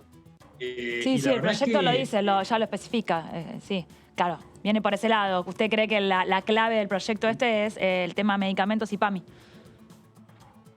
Claro, bueno, hay que ver, es una industria a la que queremos destinarle recursos públicos para fomentar el crecimiento de la industria farmacéutica local. No lo sé, me gustaría que lo explique un poco mejor el oficialismo. Agustín, ¿por dónde están los proyectos que está trabajando Juntos Somos Río Negro, pensando en este año parlamentario? Bueno, creo que un poco repasamos, ¿no? Son estos, más que nada, los que tienen que ver con el desarrollo de nuestras economías regionales, lo mencionaba David, la ley de hidrocarburos, sin lugar a dudas. En general son esos, ¿no? Los proyectos que hacen a nuestras economías regionales, y creo que la agenda que ha planteado el Ejecutivo, los temas que se están incorporando, van por ese lado, con lo cual en los primeros meses del año por lo menos vamos a estar ocupados en esos temas. ¿Ven cierta reactivación con el tema turismo? Sabemos que Bariloche está en la primera plaza nacional, ya lo hemos hablado en una entrevista anterior, pero ahora estamos ya entrando en pleno enero y temporada súper alta de vacaciones de verano. ¿Cree que va a alcanzar como para recuperar un poco las pérdidas de 2020, 2021? Sí, Bariloche la verdad que está, toda la provincia, todos los destinos turísticos de la provincia están con ocupación del 100%, es impresionante la cantidad de gente que ha venido, se han planteado incluso algunos desafíos por el crecimiento de los casos de COVID con la variante de Omicron, que hoy, lo mencionaba la ministra Bisotti, hay que revisar incluso los protocolos de aislamiento porque están trayendo muchas complicaciones en los prestadores de servicios, en los hoteles, en las aerolíneas, en los restaurantes. Pero sí, la verdad que la ocupación es plena. También venía de una muy buena temporada de invierno Bariloche y la temporada de verano pasado había sido excelente también, con lo cual estamos muy, muy contentos de cómo se ha podido desarrollar, con mucho más desafíos el verano pasado porque recién salimos o se habilitó la circulación en diciembre, pero igual fue una temporada muy, muy buena y las expectativas la verdad que son excelentes. Sí, más allá de lo que es la situación en la costa atlántica y demás, me parece como que la gente, el turista de la República Argentina ha empezado a mirar el sur del país en épocas de verano, cosa que antes parecía como que Bariloche y el sur eran únicamente destinos de invierno. Pero ya en los últimos años, más allá de esta situación que estamos atravesando, de pandemia y de complicaciones para ir al exterior y demás, pero me parece como que el sur de la República Argentina empezó a formar parte de la agenda de verano. Sí, absolutamente. La temporada de verano en la cordillera, en los lagos, no solo en Río Negro, en Neuquén, en Chubut, en Santa Cruz, es mucho más larga que la temporada de invierno, genera mucha más actividad y viene gente de todo el país. La verdad es que se disfruta mucho de la naturaleza, se disfruta mucho más de la naturaleza en verano que en invierno, porque en invierno solamente están las actividades o los deportes invernales, y en verano se puede pasear, se puede disfrutar de playas, que hay muchísimas, hay muchos lagos y la gente lo disfruta mucho, hay muy buena gastronomía también. La verdad es que sí, que desde hace mucho tiempo, pero en los últimos años mucho más, y creo que este año ha ayudado también mucho la imposibilidad de viajar al exterior. El turista que tradicionalmente iba a playas en el exterior se está volcando o muchos de ellos se están volcando a destinos del sur. Y las playas también son muy lindas, no solo en Río Negro, también. Bueno, yo particularmente me fui para Navidad estuve en Puerto Madryn, la verdad que tiene unas playas hermosas también, y hay mucha gente que está optando por estos destinos. David. No, respecto, lo quiero traer un segundito más al Congreso y la relación de fuerzas. Juntos Somos Río Negro, uno podría entender que es un partido chico, es un partido político chico, es regionalista, digo, está muy apalancado en la región, en el sur, pero de repente se volvieron en aquellos que terminan definiendo las elecciones las votaciones en un Congreso donde los grupos mayoritarios tienen una paridad importante. Respecto de esa nueva situación de poder, por decirlo de alguna manera, donde los chicos terminan imponiéndose a los grandes porque son quienes terminan definiendo las votaciones, digo, ¿qué ventajas creen que encuentran esos bloques chicos a la hora de discutir leyes, como puede llegar a ser la del Fondo Monetario Internacional, o como puede ser la de Comple Argentino, o la de hidrocarburos, que es un plan a 20 años? ¿Qué lugar cree que ocupan ahí? La verdad es que no nos satisface estar en este lugar. Nos gustaría que haya mucha más voluntad de diálogo y que haya acuerdos amplios, porque sobre todo leyes como estas que van a tener implicancias o pretenden tener implicancias en los próximos 20 años, tienen que lograrse con consensos amplios. Si se logran con resultados ajustados, lo más probable es que los inversores vean esa debilidad o falta de acuerdos y no generen el impacto que deberían generar. Entonces, creo que en esto tampoco hay que tener una mirada mezquina y creer que porque estamos en esa posición podemos obtener alguna ganancia menor para nuestra provincia. Cuando hablamos leyes de fondo, como un acuerdo con el Fondo Monetario o leyes que promueven la inversión en determinado sector, lo que nosotros queremos como argentinos es que haya acuerdos amplios que garanticen que esas reglas del juego que se pretenden implantar para garantizar la llegada de inversiones tengan sostenibilidad en el tiempo. Si no, la verdad es que no le sirve a nadie. Entonces nosotros le pedimos por favor a los bloques mayoritarios que hagan un mayor esfuerzo para lograr esos acuerdos, no nos dejen en esta posición. En la medida que sigamos en esta posición, obviamente que vamos a aportar lo mejor y nuestra mirada para que esas leyes sean lo mejor posible, pero para mí el mayor valor agregado que pueden tener ese tipo de leyes es que tengan amplios consensos. Claro, el acuerdo con el Fondo Monetario Internacional, el propio Fondo Monetario está mirando al Congreso de la Nación a ver qué es lo que va a hacer el Congreso cuando, si se llega finalmente a un acuerdo, si se llega finalmente a un entendimiento y ese entendimiento venga al Parlamento Nacional.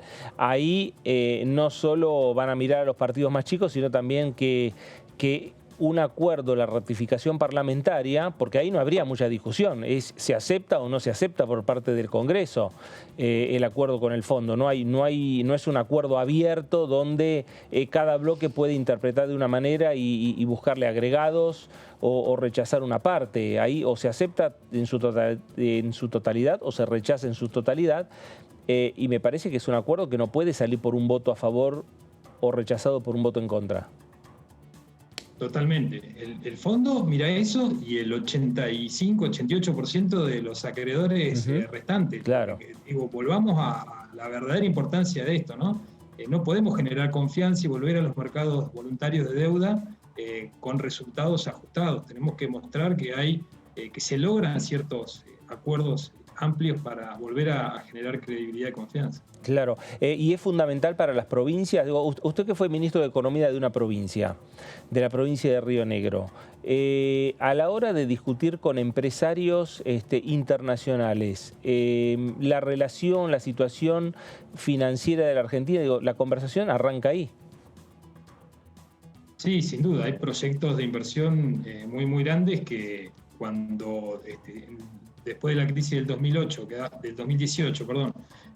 quedamos fuera de los mercados voluntarios de deuda, se cayeron, digamos. Hasta que no existan condiciones, sobre todo las inversiones de largo plazo, si pensamos en ampliar la frontera de áreas bajo riego en nuestra provincia, que tiene mucha potencialidad.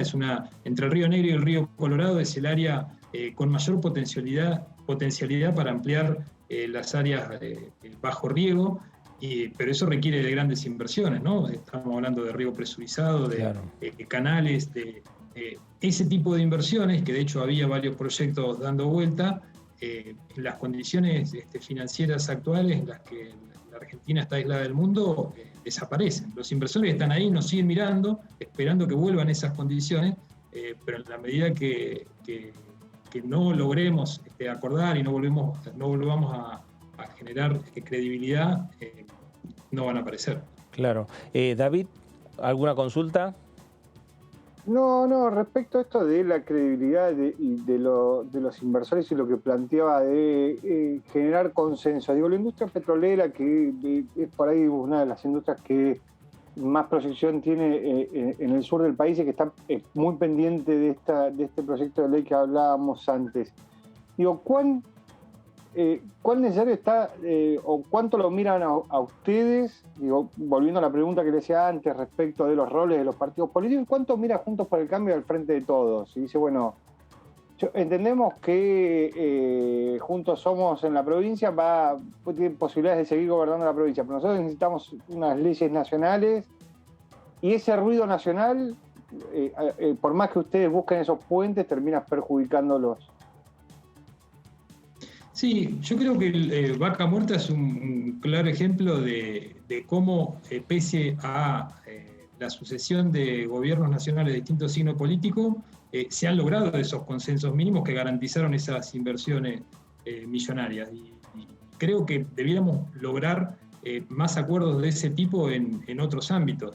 Lo que se está planteando ahora son algunas modificaciones, pero sobre un sector que ya tiene ciertos acuerdos que garantizan que el enorme flujo de inversiones que se necesita para explotar ese yacimiento no se haya detenido y haya continuado con los sucesivos gobiernos. Creo que, y no veo que vaya a haber dificultades, ¿no? Los inversores miran a todo, porque tienen relación tanto con los gobiernos provinciales, que son los dueños del recurso, como con el gobierno nacional, que define reglas que son claves, tanto desde el punto de vista cambiario como impositivo, que son claves para el desarrollo de su negocio. Perfecto. Agustín, entonces la próxima semana podría esperar, bueno, por lo menos esta semana, aguardar alguna convocatoria, ver cómo están las conversaciones entre oficialismo y oposición, y la próxima semana podrían ser convocados o tienen todo listo como para poder viajar a Buenos Aires y estar, si son convocados a alguna reunión, para analizar el acuerdo con el Fondo Monetario Internacional. Así es, si no hay ninguna complicación con los vuelos y se logra contener el avance de Omicron, allí estaremos. Agustín, gracias por estos minutos para con Diputados Televisión.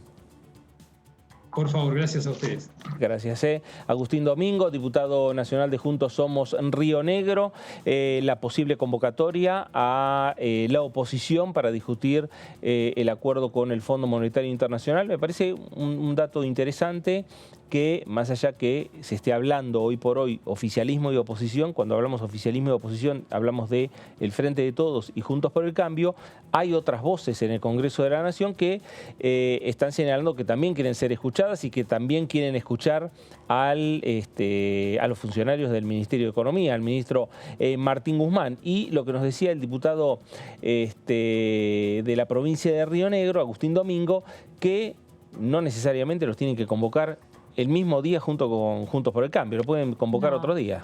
No, pero ahí también marcaba, como vos decías, es un tema que no puede tener una aprobación o un rechazo por un solo voto. Sí, claro. Y eso va a contribuir si se conoce un poquito el contenido, si esto, como hablan de la carta de intención, de saber un poco por dónde vienen las negociaciones, hay más chances de sumar. Por ejemplo, Juntos Somos Río Negro integra el interbloque Provincias Unidas, que dio el respaldo, por ejemplo, en el tema bienes personales al gobierno nacional. Bueno, se muestra dispuesto a escuchar, a estar atento por ahí a las necesidades o tener una postura, como se dice hoy, racional o que contribuya a la gobernabilidad.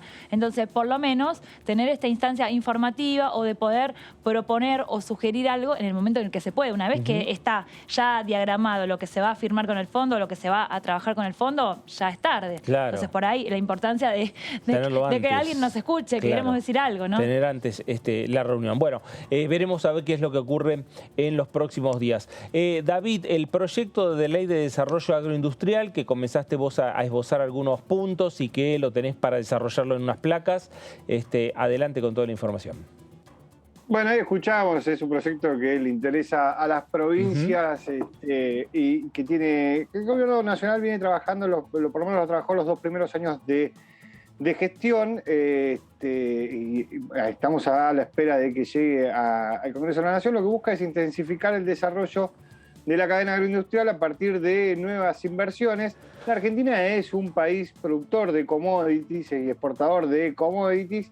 Bueno, lo que busca esto es generar, al igual que como hablábamos recién con la industria petrolera, con Vaca Muerta, bueno, generar el escenario lo suficientemente atractivo para que los capitales de la Argentina siguen invirtiendo en la producción, tanto en la producción de la soja, que es la que moviliza buena parte del campo, pero también la producción de la ganadería y de otro tipo de producciones. Incrementar las exportaciones de bienes y servicios del sector, alcanzar los 100.000 millones de dólares en el año 2030 y crear alrededor de 700.000 puestos de trabajo directos e indirectos. Acá hay la Argentina, como decíamos antes, es un gran exportador de commodities y buena parte de dólares que le ingresan al país vienen de este complejo, del complejo agroindustrial. Hay un problema ahí no es un problema, es una realidad, que siempre que el uso intensivo de tecnología de alguna manera lo agravó, es que en general utiliza poca mano de obra. Entonces, al utilizar poca mano de obra, genera recursos, pero poco puestos de trabajo. Por eso, crear alrededor de 700.000 puestos de trabajo de manera directa e indirecta es toda una meta para el sector. Hablando de meta, lo que buscan son los 200 millones de toneladas de producción de cereales, oleaginosas y legumbres para el año 2030, dentro de 8 años. No es que falta una barbaridad.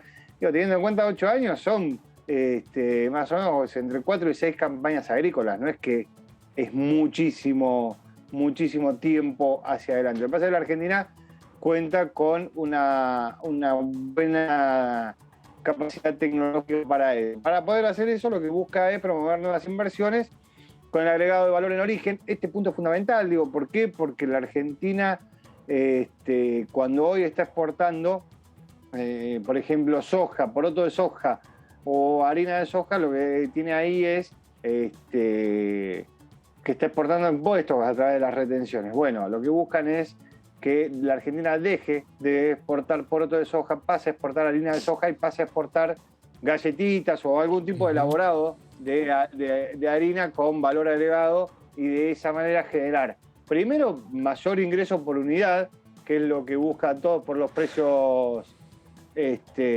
internacionales, y lo segundo es bajar el nivel de impuestos que exporta la Argentina. El último punto que tenía que ver con eso es generar estímulos fiscales para fertilizar el suelo y mejorar lo que tiene que ver con la parte de los beneficios que establece el proyecto de ley. Esto me parece importante, es algo que por lo menos todos los empresarios que quieren hacer inversiones lo buscan.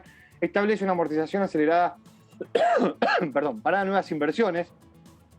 Se devolverá el IVA en menos tiempo en el caso de las nuevas inversiones, y se cambia el concepto de tenencia por realización para el cálculo de impuestos a las ganancias para la Hacienda. ¿Esto por qué? Porque hoy un productor ganadero paga ganancias por la tenencia de la cabeza de ganado. Y si la pasa por la realización, empieza a pagar ganancias en el momento que vende esa cabeza de ganado, que por ejemplo lo manda al mercado lineal. Hoy lo tiene que pagar por el solo hecho de ser un productor ganadero y tener cabeza, con lo cual, mientras más cabeza tienes, más ganancias paga, y es algo que termina haciendo mucho ruido en los productores ganaderos. Y la Argentina necesita recuperar buena parte del rodeo ganadero porque impacta obviamente, en la discusión de precios que estamos viendo todos los días y que hoy el gobierno lo resolvió a la uruguaya. ¿Esto qué significa? Bueno, hay 7 cortes parrilleros que no se van a poder exportar por los próximos 2 años. Bueno, el resto de la producción ganadera de carne, de corte de carne, sí se van a exportar. Cuando decimos a la uruguaya es porque es algo que inventó el expresidente Pepe Mujica diciendo, bueno, la carne uruguaya la pagan en euros en los mercados más importantes del mundo. Si queremos que los uruguayos no paguen esos cortes en euros, vamos a tener que exportar la mejor carne y vamos a tener que comer los otros cortes de carne. Bueno, en la Argentina sucede eso con lo que se conoce como los cortes parrilleros.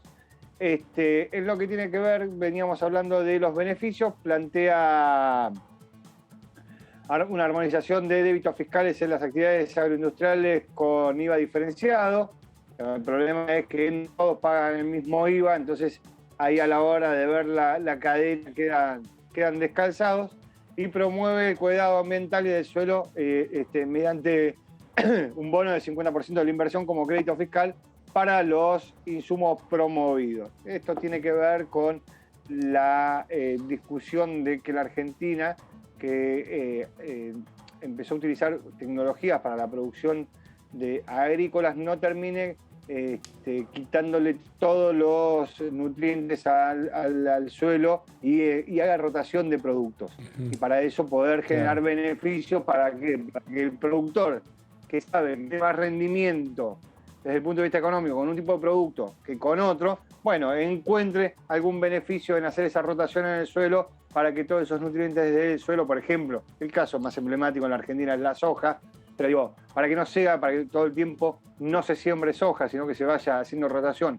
con otros productos y con otro tipo de producción para que los suelos puedan ir recuperando los nutrientes y la Argentina no pierda ese valor agregado natural que es la capacidad productiva que tiene por hectárea, en lo que se denomina particularmente la zona núcleo, que es la zona más cara a la hora de mirar el valor de las hectáreas.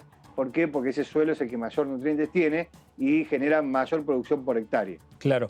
David, si decimos que cuando se discuten proyectos que tienen que ver con la justicia, no se puede el Congreso discutir un proyecto sin la justicia, sin la participación de los sectores judiciales, un proyecto de agroindustria no se puede discutir sin los sectores de la producción, ¿no? Que en definitiva que son los que van a acompañar esta iniciativa con datos muy interesantes, ¿no? Porque cuando vos estás señalando que el proyecto está hablando de aquí a 10 años o a 8 años, porque estamos hablando con 2030, de tener exportaciones por 100.000 millones de dólares, no es un dato menor. Sí, no es un dato menor. Me parece también que hay una discusión respecto de los sectores productivos y el gobierno nacional que está demasiado ideologizada como para pasarlo al lado productivo. Este fin de semana hubo un acto en la localidad de Armstrong, en Santa Fe, donde estuvo gente de la Sociedad Rural, la Confederación Rurales Argentinas, CONINAR y la Federación Agraria. Y hay una discusión respecto de los productores agropecuarios, de esto, de las retenciones y lo que se lleva a la Administración Nacional de la Producción Agropecuaria y lo que ganan y lo que dejan de ganar. Me parece que hay un punto en donde hay un espacio en el que se tienen que sentar las partes a resolverlo. Me parece que la incorporación de una personalidad de la mesa de enlace al Ministerio de Agricultura debería ayudar a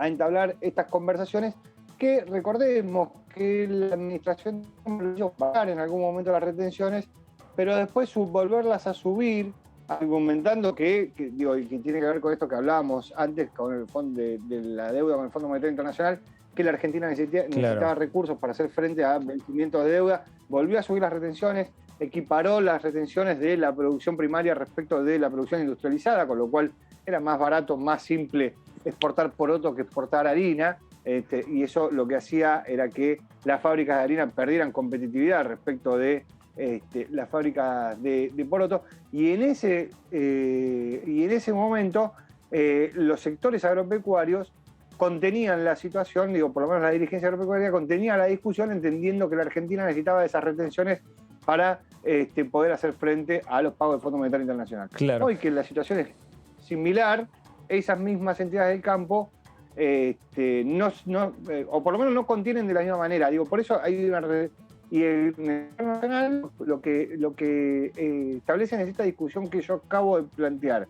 Entonces hay un nivel de desconfianza muy grande que hace que sea imposible que se sienten a la mesa y busquen una resolución conjunta. Claro, bueno, pero digamos que en el medio están los negocios a futuro que va a tener los sectores del campo, planteados también en el medio de esta discusión que va a tener que dar el Congreso de la Nación, como es este programa agroindustrial que plantea el gobierno de Alberto Fernández. Y respecto a lo que vos estabas señalando, se quedó el funcionario y se fueron las entidades al final.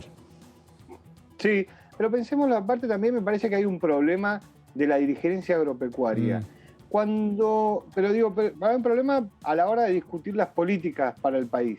Cuando en el gobierno de Cristina Fernández de Kirchner aparece la resolución 125 y la gran protesta del campo, después de eso, en la próxima elección, los sectores agropecuarios tuvieron candidatos que llevaron al Congreso de la Nación. Sí.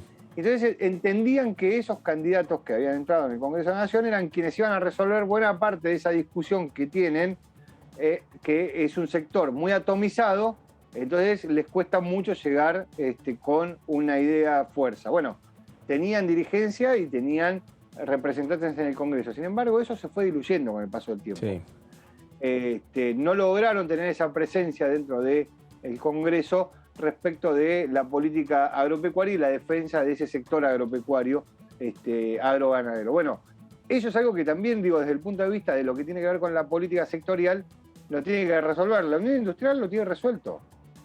La Unión Industrial no tiene ningún conflicto respecto de cómo presentarse en el Congreso de la Nación, cómo presentarse a través de los legisladores, cómo presentar proyectos a través de los legisladores.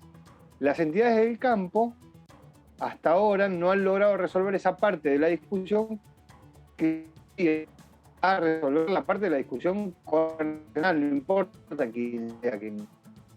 A ver, Dani, que quedó como diputados, agrodiputados, quedó Ricardo Bujalde. Estaba pensando en Bujalde, ¿no? Sí. Y quedó De Angelis en el Senado. De Angelis en el Senado, pero también pensaba que sobre este punto, no es agrodiputado, pero le habíamos preguntado en su momento, que fue se lanzó, el lanzamiento de esto fue en septiembre, después de las PASO, un primer esbozo del proyecto. Habló Benedetti también, que no es agrodiputado, pero es reconocido por la actividad productiva en Entre Ríos. Y había dado, el marco lo consideraba correcto, el rumbo lo consideraba correcto, pero seguramente va a dar para una negociación un poco más profunda, números, pero como dice David también, el tema de la ideología. Por eso me da la sensación, lo veo un tema difícil para tratar en febrero. Por esto de quiénes van a ser los actores que puedan estar invitados, se va a hablar de números, de beneficios, ahí ese tironeo que ya tenemos experiencia que no son sencillos. Lo pongo en duda para febrero. Bueno, obviamente porque todavía ni siquiera entró el proyecto. Estamos hablando de lo que fueron los anuncios en Casa de Gobierno, casi cuando asumió, al poco tiempo de asumir, el ministro Domínguez. Sí. El ministro Domínguez y ahora el viceministro, como decíamos antes, es Matías Lestani, que es el presidente de la Asociación Rural de General Rodríguez, es el coordinador económico de Confederaciones Rurales Argentinas. Es un hombre de la mesa enlace, no es un hombre que viene por afuera de la mesa enlace. Forma parte de las sociedades rurales, forma parte de CRA y es un hombre acostumbrado a hacer los números. Dio un buen momento para aprovechar que hay alguien dentro del Ministerio de Agricultura de la Nación a la cual las entidades le tienen cierta confianza, el coordinador económico de Confederaciones Rurales Argentinas. Con lo cual aprovechar eso para tender un puente, porque el sector agropecuario, el sector ganadero, el sector productor de la Argentina, es muy importante lo que tiene que ver con la generación de divisas y tener hace 15 años que estamos discutiendo sobre si retenciones sí, si retenciones no, si son buenas, si son malas, y para qué son buenas y para qué son malas, y en qué momentos son buenas y en qué momentos son malas. No, obviamente. Y además esa discusión desde el punto de vista político, ideológico, entre la mesa de enlace y el gobierno nacional, ¿no? Siempre nos vamos a la 125, a comienzos del gobierno de Cristina Kirchner. En algún momento me parece que hay que dar un paso adelante. El funcionario que vos estás hablando no es un dirigente de la Cámpora, que la mesa de enlace podría tener ciertas diferencias. Es un integrante de la mesa de enlace que hoy cumple, me parece, una función. Pero bueno, veremos a ver qué es lo que ocurre en el futuro. David, gracias. No, por favor. Bueno, ahí estaba David Cayón. Dani, gracias. Bueno, gracias a ustedes. Hasta luego. Y con usted también. Le agradecemos. Nos reencontramos. Esto fue la segunda edición por aquí, por Diputados Televisión. Gracias.